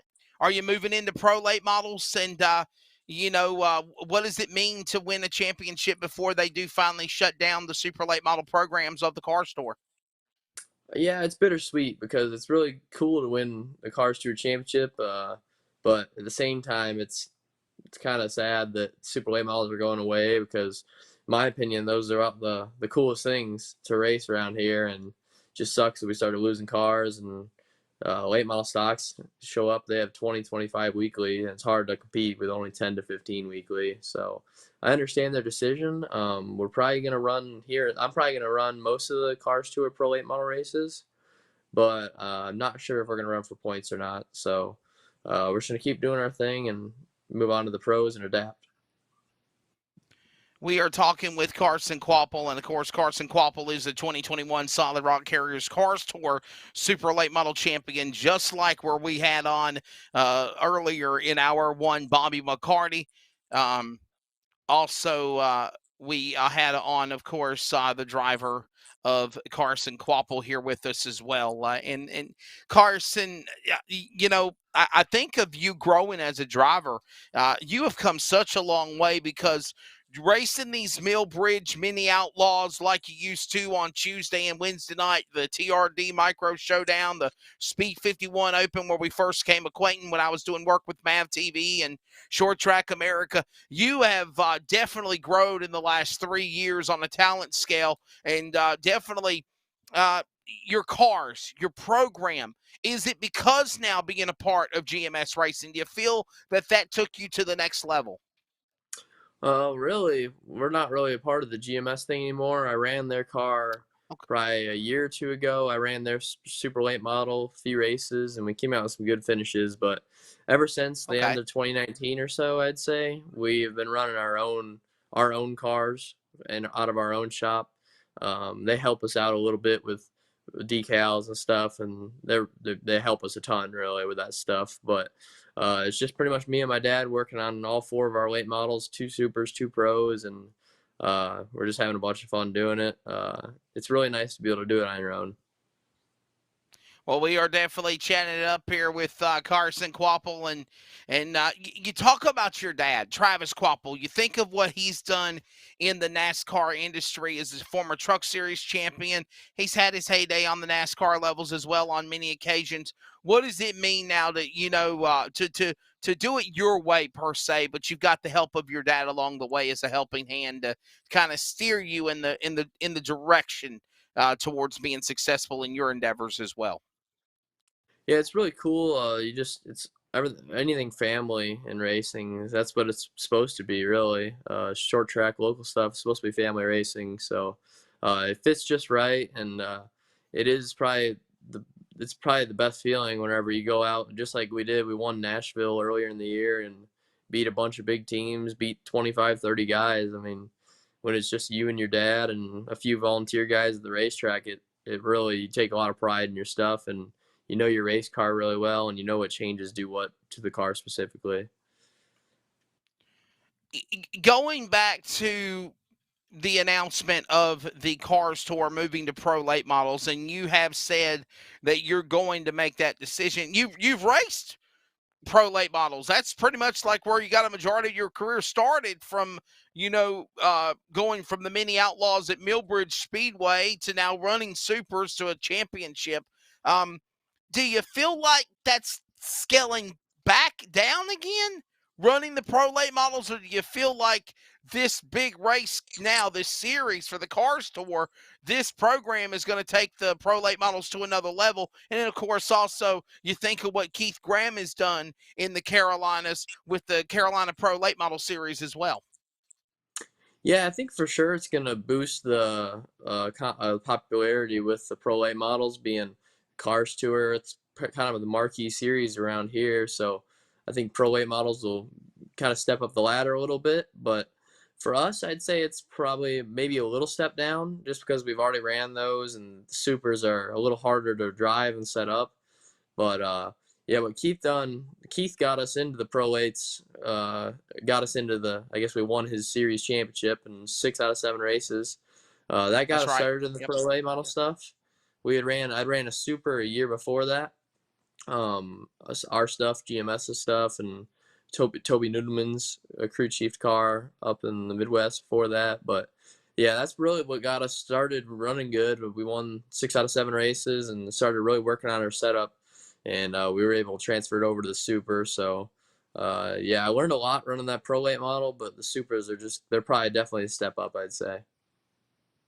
We were talking again with the driver of Carson Quapple. We have Ron Barfield on the way talking about the 18th annual Fall Spectacular 400. Carson, is that a race we're going to see you at? What other races are we going to see you at this year? Obviously, the Carolina Pro Late Model Series Fall Brawl, that's going to be at Hickory. You've got a big late model race at Ace this weekend. Your take of where we're going to see you for the remainder of the season. So for the rest of the season, we're gonna run the All American 400s, pretty much the marquee race we're gonna run. We came off a race win there earlier this year, so I think we'll be pretty good going into that race. I'll run the Fall Brawl at Hickory in the late model stock, and the 400 at Florence down at the end of the year, and maybe the Snowball Derby, but it's a big maybe right now. So that's all we have left, pretty much. And you're literally, Carson, going from supers, pro, super, late model stock, pro, super. I mean, how do you adapt? How do you get used to the power that are in these cars, and explain that there's definitely so much power, the difference between a super to a late model to, of course, a pro late model along the way?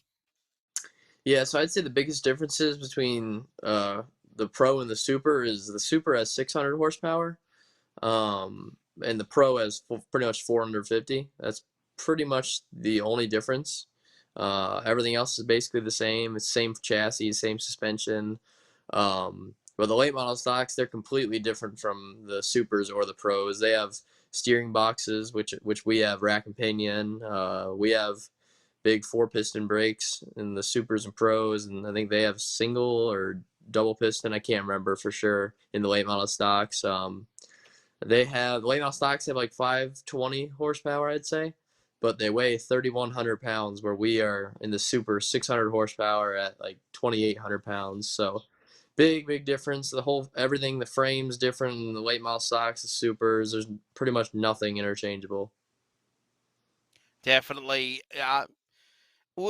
We're talking with Carson Quapple, and again, he's the Solid Rock Carriers Super Late Model Tour champion. Might be for the final time, possibly in the era of the Cars Tour. And again, and you said this as well, Carson, and I'll carry the same sentiments. Nothing but love to Jack McNally and Chris Regal and Danny Willard and all the people that are involved with the Cars Tour.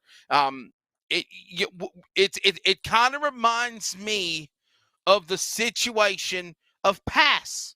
If you remember Pass South, and you remember what Tom Mayberry did up in the north and bringing down Pass South, and longtime friend, announcing colleague Alan Dietz was a part of it, and there was some ruffled feathers back then about Cars Tour and Pass stepping on one another, and then Pass said, "I'm taking my ball and I'm going back up north." They only come down to Hickory for the Easter Bunny, and that's it. And now the sad reality is the same thing has happened with Pass South has happened now to the Cars Tour. Why do you think that is, Carson? I mean, there was a participation there for a while. Where do you think the cars went? Is it the economy? Are we in a bad area with the supers right now? Have they just got so damn expensive, people? It's hard to run them. And you're a driver. I mean, how much of a budget are you spending, Carson, trying to be a top super late model contender to win a championship. Yeah, I mean, pretty much about all those points are true. I'd say the worst thing for the super late models around here, and pro late models really, but mainly the supers, is that there's no weekly racing around here. It's the Cars Tour is literally the only racing for super late models in the Carolinas, whereas the late model stocks, they run Ace, Wake, Hickory weekly, and there's just a lot more racing you can do. And the late model stocks have always been around here, and the straight rails never have been. But the other thing is, I think like from like this, like the pros to the supers, these kids coming in from the legend cars and stuff, you can't perform like a race winning guy in a super late model. I mean, super late models they're tough, man. They're the hardest things to drive, and like when we first started, we were literally a lap car. Like a year and a half before we won this championship, we were a lap car in the Cars Tour. So just a kid coming in, it's really really tough for them. I think the pros they're definitely a little easier, not having the motor. You don't have to worry about drive as much, but um, it's sad to see it because if there was weekly racing, I really think the supers wouldn't be dying off. But unfortunately, around here, there's isn't enough weekly racing or super late models to do it. And that's the thing is, you mentioned all these racetracks.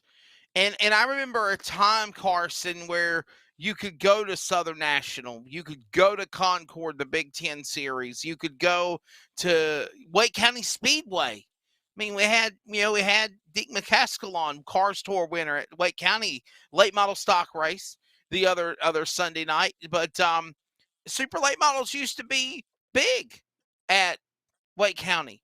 There's no weekly tracks. So do you think if a promoter was to step to the plate and say, okay, I hear you, Carson, I hear everyone else's sentiments, let's bring weekly racing back, super late models to weekly tracks, do you feel like that could possibly get the boosting of momentum to try to fix this pandemic that super late model racing is in the South? And I mean that word very slightly.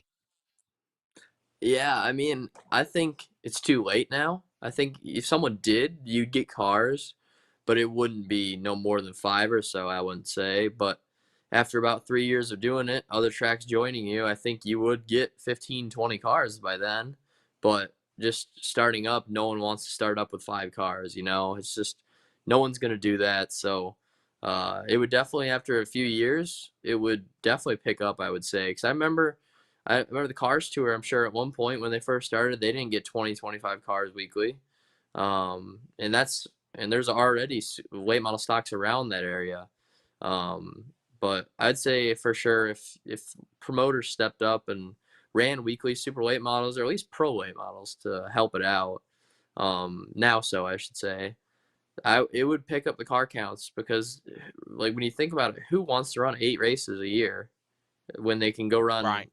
30, 40 in a late model stock? No one, I mean, like statistically, no one's going to do that, which it's a little tough, but I think if they worked on it, they could make something happen in a few years.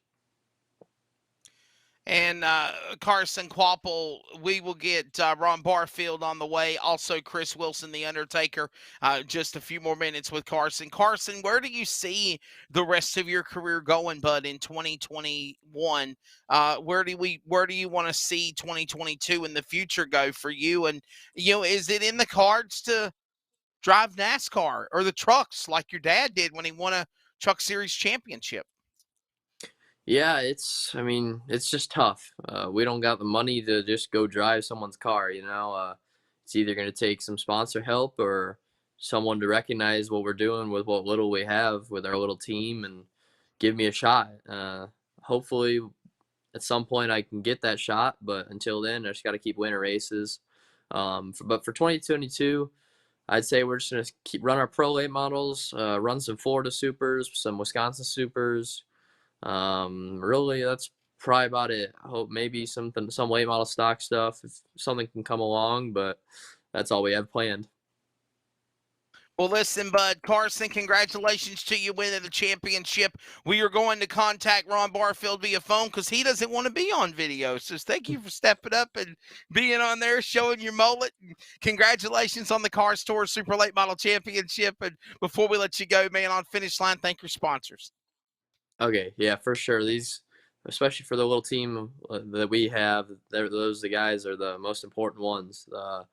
Lake Norman Mechanical and CorvetteParts.net. Those are the two that mainly get us to the track week in and week out.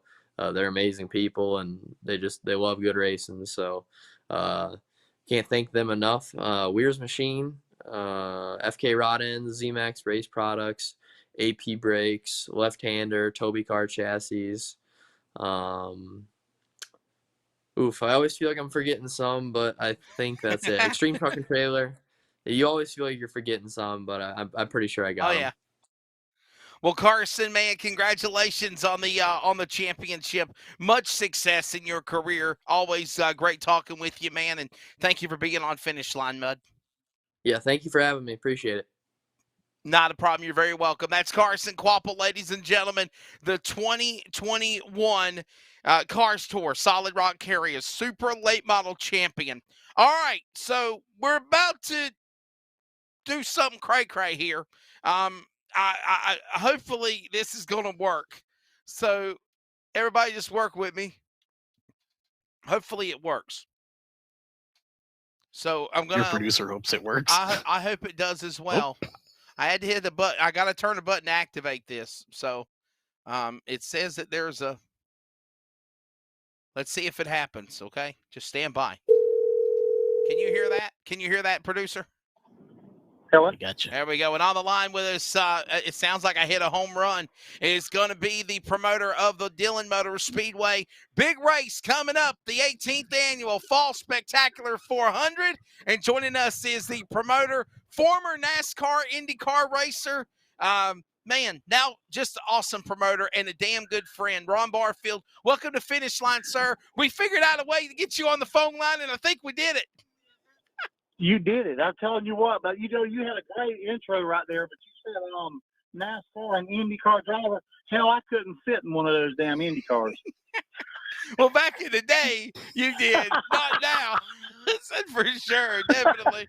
Back in the day, for sure. Not today, but hey, Ron, big race coming up. As a promoter, we just had Carson Quapple on, and I believe Carson Quapple has actually won some Carolina Pro Late Model Series races at Dillon before. He was talking about just the passing, if you will, of the super late models on the Cars Tour, but bringing back now the pro late models, seeing where they're going. One of the things that was said was if a promoter would do weekly super late model racing, maybe the cars would come back. It's just not in the budget nowadays, is it, Ron?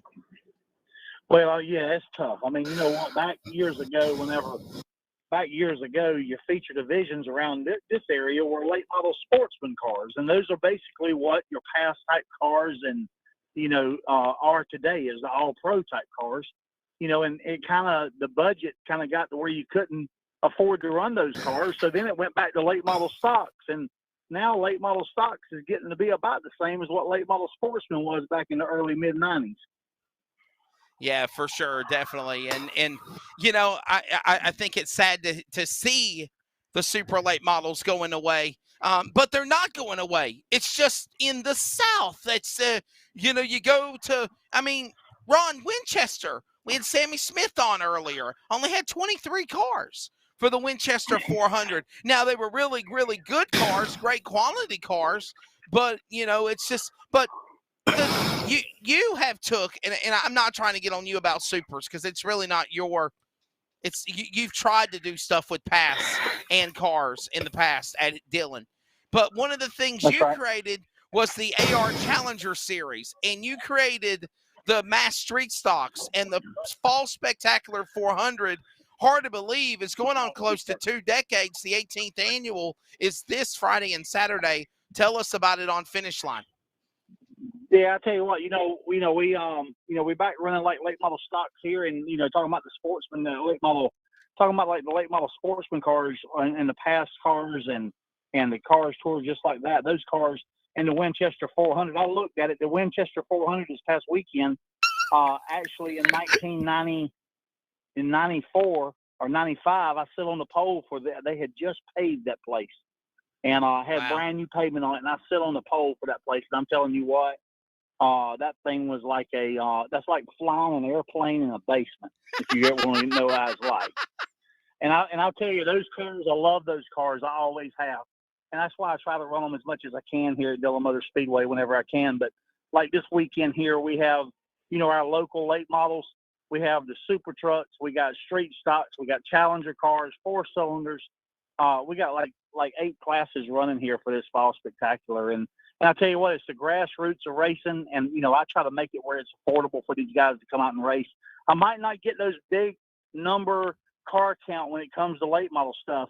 But, we got a New Year's bash that comes up to where we had a street stocks. We had 61 of them because we cater to that kind of stuff. And I really like the drivers that want to be there and they know how to work on their own race cars and they want to be there. And those are the racers that I like to attract, a lot of those guys that work on their own cars and they want to go through the ranks by working on their cars and driving their cars and getting there and working hard. Again, the details is at DillonMotorSpeedway.com.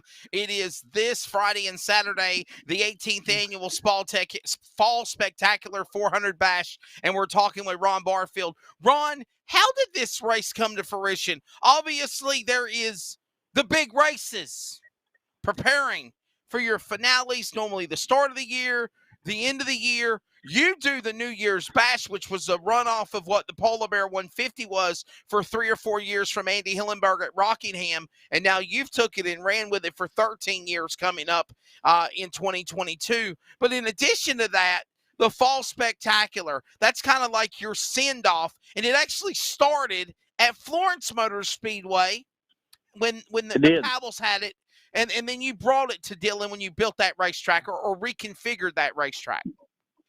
Well, I'll tell you, the Fall Spectacular, what happened there is the Fall Spectacular is actually what got me to build a racetrack. Like what I did was I had come back off of NASCAR racing. I was not running any NASCAR stuff. It was about 2003 was about the last year that I had got into, a Busch car and Craftsman trucks and stuff like that. And what I did was I said, you know what, I want to put on a race at a racetrack. So I went to Charlie Powell at Florence Motor Speedway and I leased the racetrack to run this one event. And anyway, whenever I did, it was a big race at the end of the year we had over there at Florence. And, we had found sponsors for it. And then the next race, the next year come up, we decided to do it again at Florence. I did it for the 3rd time over at Florence. It was kind of an annual race that I was doing where I was leasing the racetrack from Charlie. And that's what got me into wanting to build a racetrack. I wanted my own racetrack because what I did was I went and leased somebody else's racetrack to put this show on to see if this is what I wanted to do, to see if without going out there and spending that money. And then whenever I went out there and spent that money building a racetrack, then we started up the regular Fall Spectacular. Well, are you there? Hello? What happened? We lost him. Hang on, we'll call him back. I don't know what happened. Maybe he turned the wrong way. About now, you there got me you now. Go. Welcome back, Ron. There you go. Go ahead. Can you hear me now? Can you hear me now? But anyway, no. So what happened was at Florence Motor Speedway, I run that race 3 years over there where I rented the racetrack at Florence Motor Speedway to see if this is what I wanted to do. So actually, whenever I opened Dillon up for the first year, it was actually the 4th annual race, if you know what I'm saying. Right. I had already run it 3 times before. That's right. Definitely. And of course, it seems like it's bigger and better than ever. And honestly, Ron, it's evolved. The race has evolved in what it was when it first started. It used to be supers or late model stocks, and you still do late models, but now you got the street stock touring championship. You have 4-cylinders, the legend cars. USAC midgets are on the calendar this year. It has evolved to being what used to be, and I got to give you props because you kind of mimic what the late Charlie Powell did. He used to always tell me, It's not a race for just the late model stock guys. It's a race for everybody. And you do the same thing at Dillon Motor Speedway, and the Barfield family does. D and everybody there. Your dad, Ron Barfield Sr. You promote everybody. You make every race be an opportunity for the drivers to run for some big money. It's not just the late models. It's amazing what you've done with the street stocks, the challengers, the mini stocks, mini cups. The philosophy behind that, I think, is really impressive, Ron. Well, I appreciate that. And you know what? I learned a lot from Charlie Powell. I mean, Charlie Powell, he was one of the racetrack promoters that didn't do any other kind of businesses whatsoever. What he did was he promoted his racetrack, you know, for 40 years, over 40 years, he was a promoter. He sent his kids to college off. I mean, he put his kids through school, the ones that wanted to go. And I mean, you know what? He did it by making a place for everybody to race, not necessarily the big teams. And I learned a lot there from him. Took what he was saying. Those first 3 years I run the Fall Spectacular, I was actually listening to a lot. Charlie was actually helping me. So, you know, he's not here anymore. He's gone. But I tell you what, you'll always still have the flavor of the same type attitude that's going to these racetracks.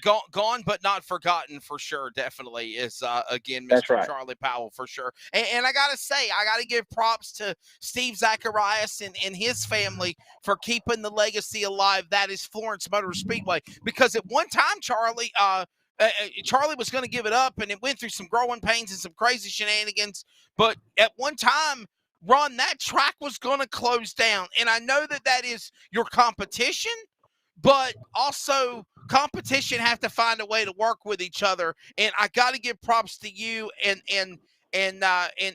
Myrtle Beach and Steve Zacharias, now at Florence, Lakeview, Sumter, all of these racetracks in the PD area. Y'all try to find a way to work with one another.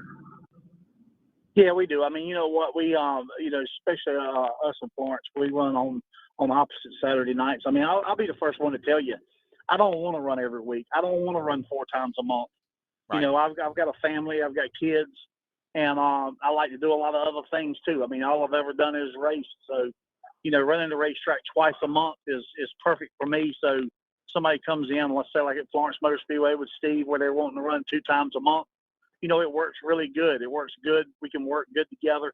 Him on the first and the third, I'm on the second and the fourth, and a lot of the dirt tracks we're trying to do the same thing around here. You know, we just don't have enough weeks in a month, if you know what I mean. So we always have to get on something of each other, but we really work together to try to make it good for the racers, and where the racers can go somewhere and race every week, because everybody don't want to race every week, you know, but some do want to race every week. So that's the reason why, you know, a racer can race every week if he wants to. He just has to go to a couple different tracks. We had Bob Dillner on Finish Line last week to promote the Winchester 400. Well, let's be honest. That's one of the crown jewel marquee races of pavement super late model racing. They only had 23 cars, but they had other spectacular car count and everything else, close to 200-plus race cars. You are probably the first promoter that we've had probably in the southern region. What can you tell us, Ron, of how things have been this year, post-pandemic, with the tire apocalypse, the shortage of race car parts, not just for race teams, for drivers, but for promoters like yourself to keep racing afloat in 2021 and beyond? Well, I've always said that, you know, like I was saying earlier, you know, Charlie Powell was probably your last promoter that actually run racetracks, and he actually run racetracks to where, you know, he made a living doing that. You know, most of the racetrack owners now, we actually have, you know, different incomes now. The racetrack is kind of our thing to do that we like to do. It's kind of like the golf game, if you know what I mean. You know, if my regular business, you know, if I didn't have my regular business, then I couldn't sit there and run it everywhere, you know, all the time that it runs. So, you know, with the pandemic happening, it's been tough. It's been tough on racetracks. You know, whenever you can't have fans in the stands, you go into races knowing that you're not going to come out in the green. You're going to be in the red. Right. You know, with this tire deal that's going on right now, this tire deal is kind of tough because, you know, it don't really affect me too much because I run limited new tires anyway. I kind of cater to the scuffed tires, to the used tire program. And if I do run new tires, I'm only running 2 new ones, where a lot of racetracks are running 4. And if you're depending on selling those tires at that racetrack, it's been tough here this year. So, the one thing that I think's been very, very tough when it comes to weekly racetracks is the tire allotment. We've been allotted so many tires per race when it comes from getting them from Hoosier. And let me tell you, Hoosier's done a great job at getting them to us. I haven't been in a tire shortage, but I don't sell a lot of tires. Right. But it makes it tough whenever you have these big races like the Winchester 400. We lost him again. Hang on. Let's reconnect with him. All right. What happened? Come on, Ron, are you there? Hello. One more time with Ron. This is on the fly. I'm back again. All right, Ron, I think you turned the wrong way and the signal went out. Yeah, that's right. That's right. Back to what you were saying. Go ahead. So what I was saying there was it makes it kind of tough whenever you're only allotted. I know Hoosier's doing the best they can do, but I'm telling you what, it's tough on these weekly racetracks. I mean, I know the tire manufacturers aren't making any money either, when not having tires, but the weekly racetracks are struggling as it is, and the pandemic, and then putting a tire deal on top of it. I mean, you know what? It's gonna make the strong survive, if you know what I'm saying. So, if we can just get through this and get the regular times, I think things will get better, and there'll be a lot of racing going on across the United States. Certainly, definitely. Well, all details is at DillonMotorspeedway.com. Ron Barfield, thank you so much, buddy. I know you're a busy man. Look forward to seeing you Friday afternoon. I'll be down in the pits working on my announcer notes and stats, and big fan of that Google Drive, and looking forward to working with Kevin Moon. And it should be an exciting race this weekend. Hopefully there's a big car count, great fan turnout. The weather's changing, so it's not going to be hot. The forecast looks really good. Perfect weather conditions for the Fall Spectacular. It will, yeah. This Saturday at 4 p.m., Dillon Motor Speedway. And we'll see you the weekend. Thank y'all very much. Yes, sir. Thank you, buddy. That's Ron Barfield, ladies and gentlemen, on Finish Line. And, of course, again, getting ready for the big Fall Spectacular 400 races in the Mid-Atlantic Street Stock Series. That's going to be down to the wire for a championship. The Challengers are in action. The late models are in action. Super trucks are in action. Mini Cups, the Legend cars, and also the National USAC Midget Series is also going to be there. The pavement midgets in the Carolinas, they're going to be also in the house. Make sure you can make your plans. We're a little bit behind schedule. We're going to bring this one to the house. But first, we do need to take a final commercial break to close out our radio feeds for some people, and then we will come back with Chris Wilson. Stay with us. Finish Line. Chris Wilson, The Undertaker, at the Dirt Track World Championship is next. This is Finish Line. Let me tell you about MPM, McAllister Precision Marketing. They can assist up-and-coming racers with career advancement, promotion, and assist in sponsorship procurement. MPM also has media and professional etiquette training. They work with premier driver development teams and limited late models to late models. And they also help the teams to make it up to the levels of K&N, ARCA, Truck Series, and even NASCAR Xfinity. Contact Tanya McAllister today at McAllister Precision Marketing, 803-361-6199. Today, get on the board with MPM. CrateInsider.com is your one source for crate racing tech and more. Whether you currently race with a crate engine or you are thinking about getting into the sport, our website has what you need. CrateInsider.com has tech videos, interviews with experts, and the best products in the industry. Dyno tested and proven, so we know they are the best products for crate engines. Visit CrateInsider.com today to get on the fast track to victory lane.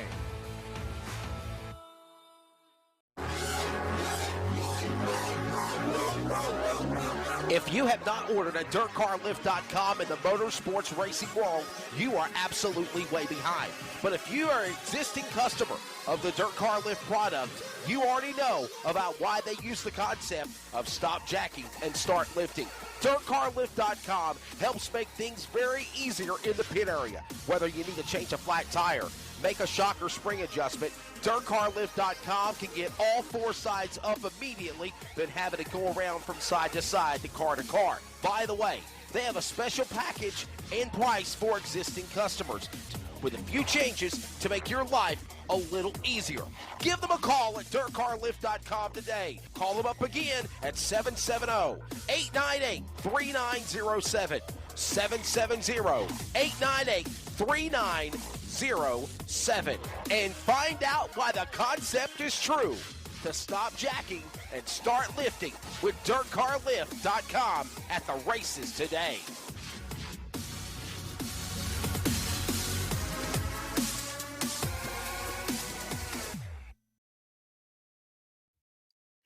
Hey, welcome back to Finish Line. We've got one more guest lined up.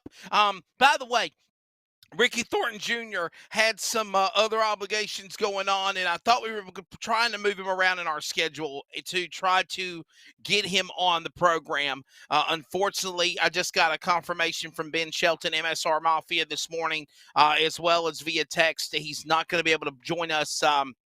But I do want to say congratulations to my bud out of Adel, Iowa, from modifieds to late models. He's won the pinnacle from the IMCA Super Nationals at Boone, Iowa, to the Dirt Track World Championship that paid $100,000 to win for the Lucas Oil Late Model Dirt Series at Portsmouth on Saturday.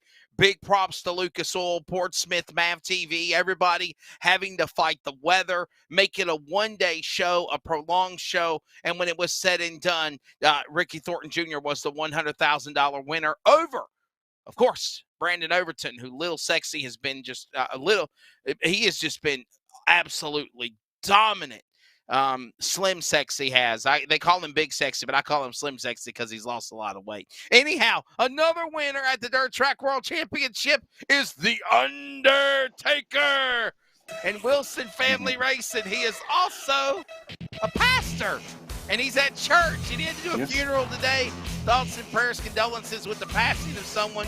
But the Undertaker, Chris Wilson, is joining us. He picked up a $5,000 win in the dirt car modified portion of the 41st Dirt Track World Championship. Chris, welcome to Finish Line, bud. Thank you for having me. We appreciate you, the invite, getting us on. You're certainly welcome. And as my producer said, this guy's like all dressed up. That's not dirt track style. What is this guy? I said he's a race car driver and he's also a pastor. So for sure, definitely. Yeah, so hey, the Undertaker, being a minister, where did the name The Undertaker come from? That's like WWE style. Well, I am actually a bivocational pastor. So I work a job and I pastor a church. And I'm actually in the funeral home right now. I'm an undertaker. That's what I do for a living. And I pastor the church as well, and race cars and do some other things too. As my producer says jokingly, you save them and you bury them. Well, theologically, that's not accurate, but I'll go with it. How about that? That is on him, not me. Okay, I got this clown in my ear, and SpongeBob made that comment to me, so for sure. So yes, I mean, I kind of see his point, but no, seriously, it sounds like it's an important job. Obviously, saving souls and trying to get people, being a race car driver. In what people call an earthly bad sport, it's filled with evil and badness, and you're a pastor and you're racing and you're winning. Talk about how you got your career started. Yeah.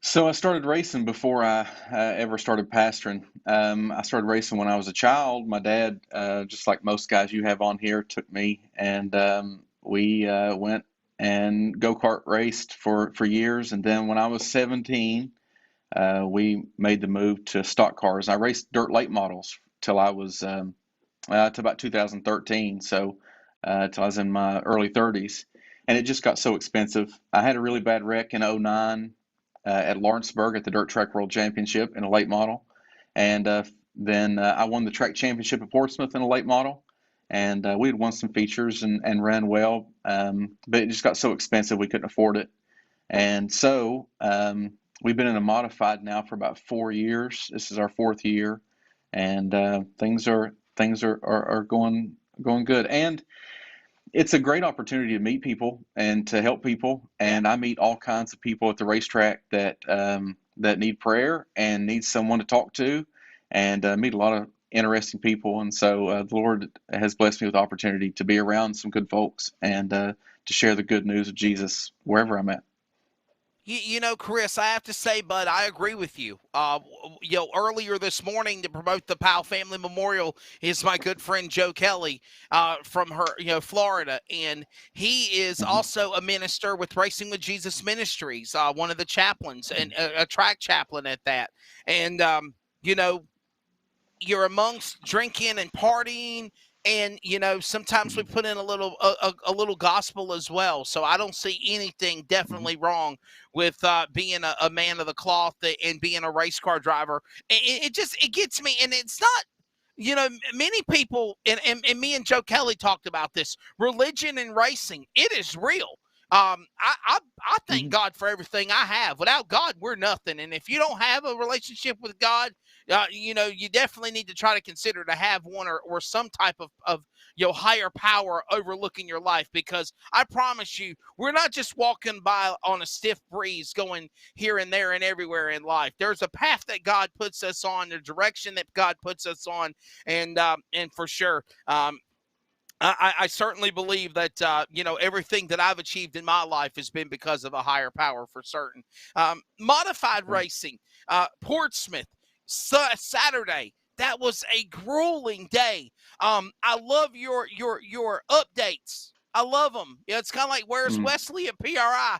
You did your racing updates, video updates on at Portsmouth, and we're doing this, and we're here barbecuing, and we're waiting out the rain, and now we're working on getting the tires mounted and getting things ready, and grooving and siping, and all the work that goes behind getting ready for the Dirt Track World Championship.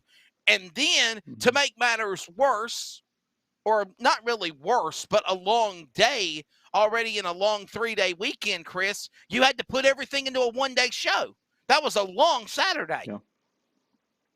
That was a long Saturday, and the older I get, the more anxious I get about things. And so, like, instead of just sitting in the trailer and doing that deal, I wanted to get out and, I meet a lot of people that will never have the opportunity to go to the racetrack. And so I thought, well, I can take them on the journey with me as we kind of work our way through. And I'll be honest with you, I was really nervous. The last 2 years, we went to the Dirt Track World Championship with a certain car, and it was a great race car. I still have it, and won a heat race the last 2 years. And I thought that I needed to try something different if I was going to win it. And so we swung for the fence and brought a different car, a totally different rear suspension type, and it. The Lord blessed us. James says every good gift is from the Lord, comes down from the Father of lights. So he blessed us with a win on Saturday, and we're very thankful for that. But instead of just sitting around and chewing on my fingernails, I had to get out and do some video and then just walk around a little bit. I am also updating your social media. I will say you this, Undertaker. You need to work on your social media presence a lot more. We got to get you on Twitter and Instagram and all that good stuff. I think you're on Facebook and I think you're on Instagram. You're not on Twitter, so you can use it for your your ministry and for your racing. Yeah, I am a little behind on things, but we got our hands full. We got a lot going on, and so if anybody wants to help us with that, this would be a perfect time for us, all the help we can get. Definitely, if you're looking for a PR marketing team, reach out to me after the show. Might be something we could possibly work out and do for you, for sure. Definitely. I appreciate that. We are talking with Chris Wilson, Wilson Family Racing, and one of the things I noticed from just looking at social media posts and from your Facebook, you're a family man. You got a beautiful wife. You got beautiful kids. You are certainly blessed. So it's not just what you do in the ministry, but also with your racing and your family and your friends and your loved ones. They support what you do in your career. Oh yeah, we so I have my wife and I, we've been married for about 20 years, and we have 3 children, 14, 10, and 5 months. And the Lord has blessed us with them. And on Saturday when we won, I looked over and like a part of my congregation was coming to take pictures with us. So if you look at the That's victory lane awesome. photos, most of those people, you have people from Stealth race cars there and from different places. But here this large number is my family and my church family too. So yeah, we're blessed beyond measure. Can't even. I mean, it's crazy what God has done in my life. Chris, one of the things that I saw from, and I'll say this, it might be a good reason that you don't have social media because it can be bad as well. One of Yeah. the things that I saw on Saturday was a lot of people bashing Portsmouth, bashing Lucas Oil, bashing the modifieds because of the conditions of the racetrack. Well, first off, you had to fight weather on Friday. The decision was made to do everything in one day to try to appease everybody, to make everyone happy, to get the entire show in. Daytime racing is a completely different animal than at night. And you got to top it off that, that track was being brutally used for an almost 16-hour day in something that normally starts at like 7 o'clock at night under the lights and dark. What was the daytime conditions like? Obviously, people use the quote a dust bowl, or just you couldn't see anything until nighttime. Obviously, the track had become single file run lane on the bottom, but it's racing in daytime, and they're also trying the best to try to make everybody happy. Your take on, as a race car driver, the efforts that Lucas Oil and Portsmouth made to try to complete this entire show in one day.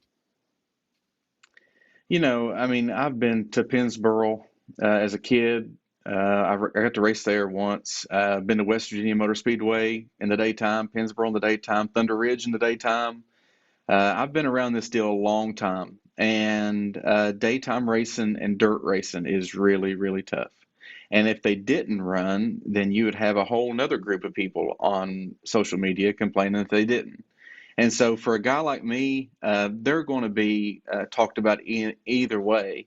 And to do what they did a good job. I mean, and I'm not saying that because I brought $5,000 home.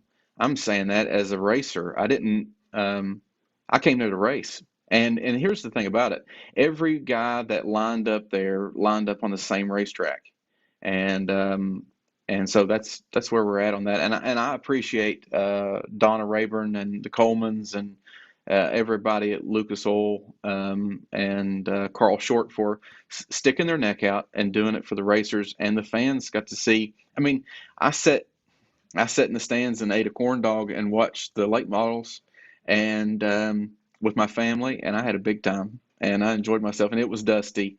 And if I didn't like dust, I wouldn't be dirt racing. So, yeah, it's okay. So, Chris, are you done for the year, or are we going to see it some more modified shows? The World Short Track Championships coming up at Charlotte. I think there might be a big modified race in Isom, Kentucky. I believe there is. Are we going to see any more races coming up? Yeah. So this is only like our fourth race or fifth race on this new Stealth race car.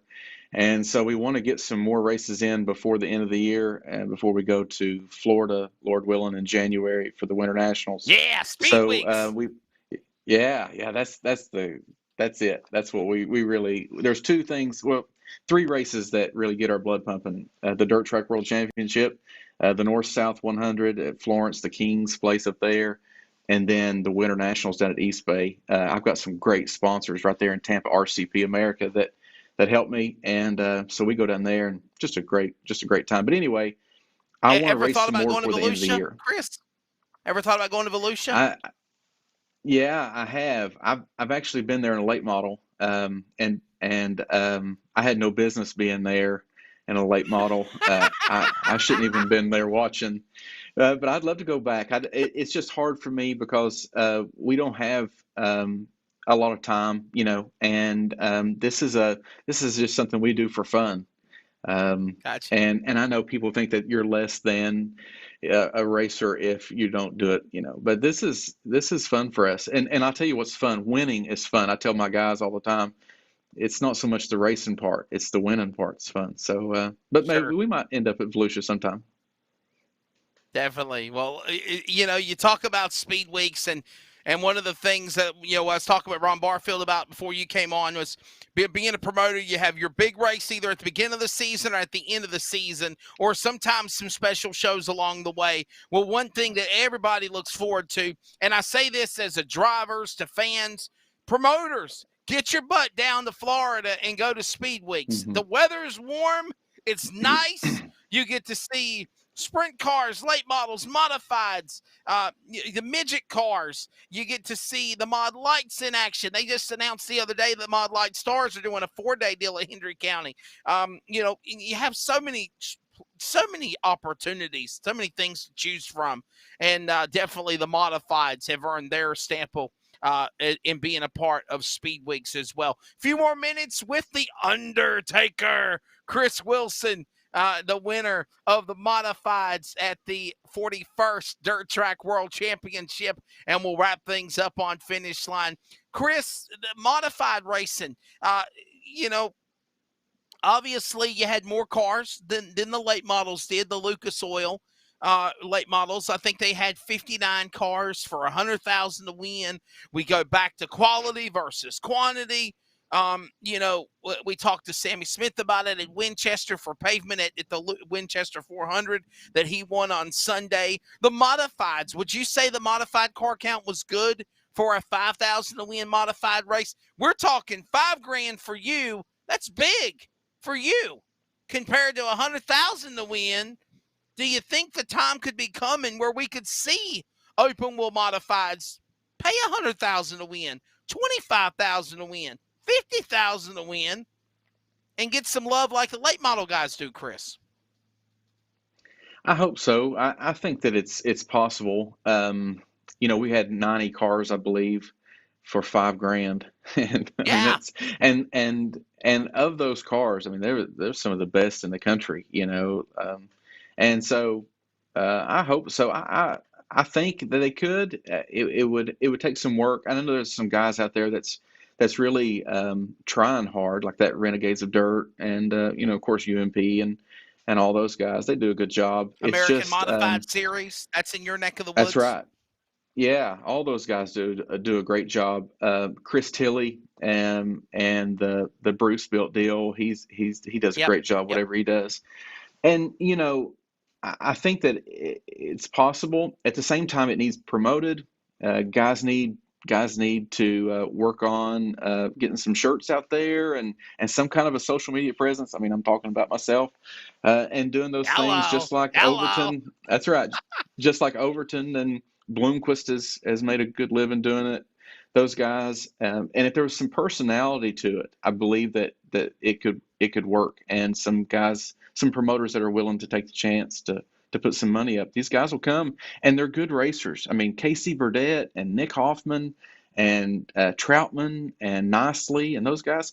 I mean, Stricker, they're top of the line guys, and they just need to be showcased. Yeah, for sure. And then you think of the guys like on the USMTS level, Mike Harrison and Mike McKinney and just so many of the top names. You look at Ricky Thornton Jr. Look at what Ricky Thornton Jr. did. He won the biggest race of his career, the $100,000 to win Dirt Track World Championship Saturday. He cut his teeth in modifieds. That's where it was big for him, was in modified racing. So for sure, and I say this to so many people, and it blows them away, Chris, and I'm sure you know this. The Speedway Motors IMCA Boone Super Nationals in Boone, Iowa. It only pays like $4,000 to win. Yeah, you get an engine. Yeah, you get some parts and accessories. But it's not about what the race pays. It's the prestige that goes behind it. But I think what'd you say as a driver, Chris? Final question. We'll let you go here on Finish Line. Thank your sponsors. We'll close out the show.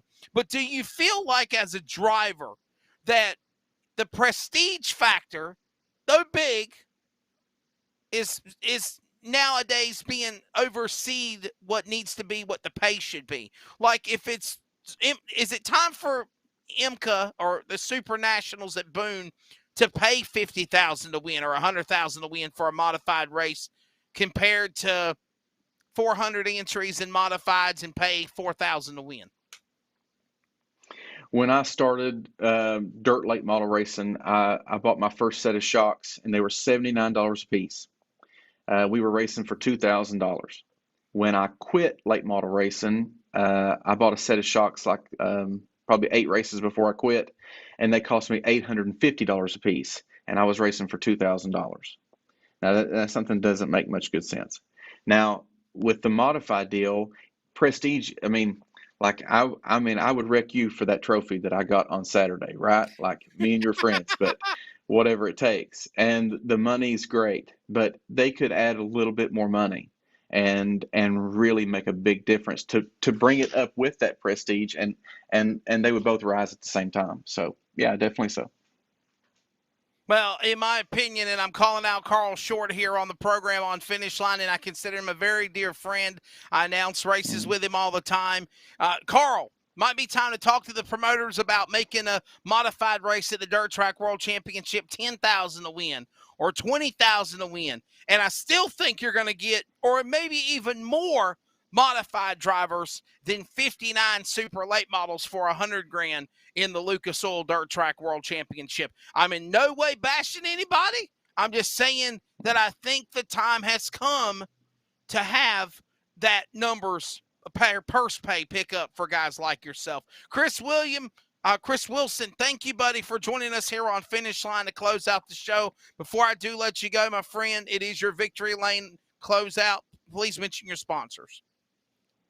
Yeah, I've got so many people that has helped me along the way that I would love to thank. But I really need to thank Stealth Race Cars. Those guys, they believed in me, and halfway through the year, helped me, secure a car to run this deal. And Area 51 Motorsports, Advanced Racing Shocks, all those guys, and Mullins Race Engines, and Hoosier Tire, and Dave Poskey, Wilson Monuments, and we could go on and on. Anybody that's ever helped me throughout my career, they have played a role in that win on Saturday, and I'm really grateful. I've got a guy that helps us. He makes pork rinds, Sparky's pork rinds, and that guy comes to the racetrack and helps me.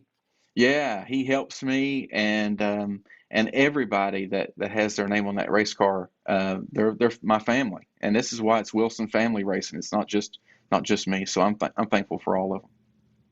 Well, Chris, man, thank you so much for taking the time to join us. We had to move things around because I know you have a schedule with your job and with the ministry and whatnot. We appreciate you being on Finish Line. Continue success in your endeavors, and we'll have you back on again very soon. Thank you, sir. God bless you and what you do here. This is good work. Thank you so much, man. We appreciate you as well, and I hope to see you at a race very soon. Speed Weeks! That's right. See you then. Have a good one. Chris Wilson, the Undertaker, ladies and gentlemen, picking up the big win at the 41st Dirt Track World Championship. And again, I am in no way bashing Lucas Oil, Carl Short. Nobody. I got love for all of them. I just, in the promoters at Portsmouth and in promoters in general, it's always about the big guys, the late model guys. They get the big money. Well, maybe it's time to step up and do something to help out the modifieds, okay? I've always said I love open wheel modifieds. I love big block modifieds. You can cue up the closing music if you want to, because I'm going to get off this soapbox when the song is over to help me shut up. But, yeah, thank you, Charles. I will just say this, that I believe that for certain, to help this industry continue to be successful, it is time for the promoters, the series sanctioning bodies, to do something to pay more for not just super late models, but modifieds, sprint cars. I'm in no way bashing anyone. I just think that with the times we have today, you got to start taking care of the little man as well, because just like Chris Wilson said earlier, they had almost 100 modifieds for $5,000 to win, where Lucas Oil had 60 cars for $100,000 to win. Imagine if you paid $10,000 to win for modifieds, and you might doubled your car count. So for sure. And shout out to Mr. Neely, Tyler Neely, and picking up the win on the Steel Block Late Model Series, Todd Fronapple's series. They had an awesome race. I think they had 60 cars for $4,000 to win. So yes, finish line is in the books. Thank you for joining us. It has been good as always. Be good to one another. Thank you to LSRTV Productions for a successful second production of Finish Line. Archives will be up in a bit. Fox Sports Radio affiliates in the Carolinas, iHeartRadio Sports, Spreaker, Community Radio Network. For my man behind the scenes, in my ear, Charles Wooten, Jeff Stabnow, Rocket Media, LSRTV Productions, I'm Wesley Outland. On the road to life, there is always a finish line. Yeah, it might get curvy sometimes. Don't go straight. Enjoy this thing called life. Dirt, pavement, karting, you name it. Thank you for watching and listening. We'll do it again next week. Let me tell you about MPM. McAllister Precision Marketing. They can assist up-and-coming racers with career advancement, promotion, and assist in sponsorship procurement. MPM also has media and professional etiquette training. They work with premier driver development teams and limited late models to late models, and they also help the teams to make it up to the levels of K&N, ARCA, Truck Series, and even NASCAR Xfinity. Contact Tanya McAllister today at McAllister Precision Marketing, 803-361-6199. Today, get on the board with MPM. CrateInsider.com is your one source for crate racing tech and more. Whether you currently race with a crate engine or you are thinking about getting into the sport, our website has what you need. CrateInsider.com has tech videos, interviews with experts, and the best products in the industry. Dyno tested and proven, so we know they are the best products for crate engines. Visit CrateInsider.com today to get on the fast track to victory lane.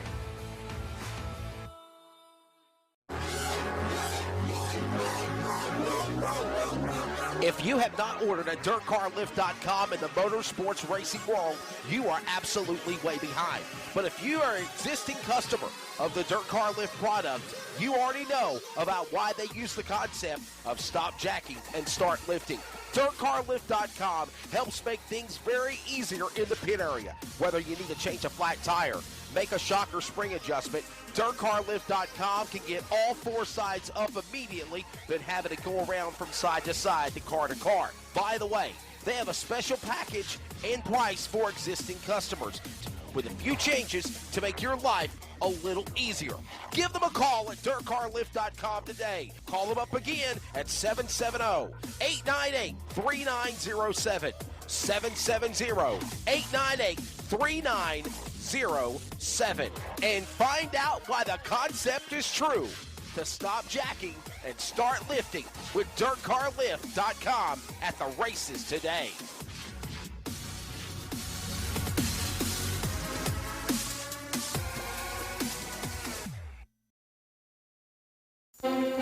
This episode is an exclusive production solely for the private, non-commercial use of our listening audience. Any publication, reproduction, transmission of the accounts without the express written consent or permission is restricted and prohibited. To hear this replay or other previous podcasts, download on iHeartRadio, iTunes Radio, and TuneIn. As always, this show is for you. Thank you for listening.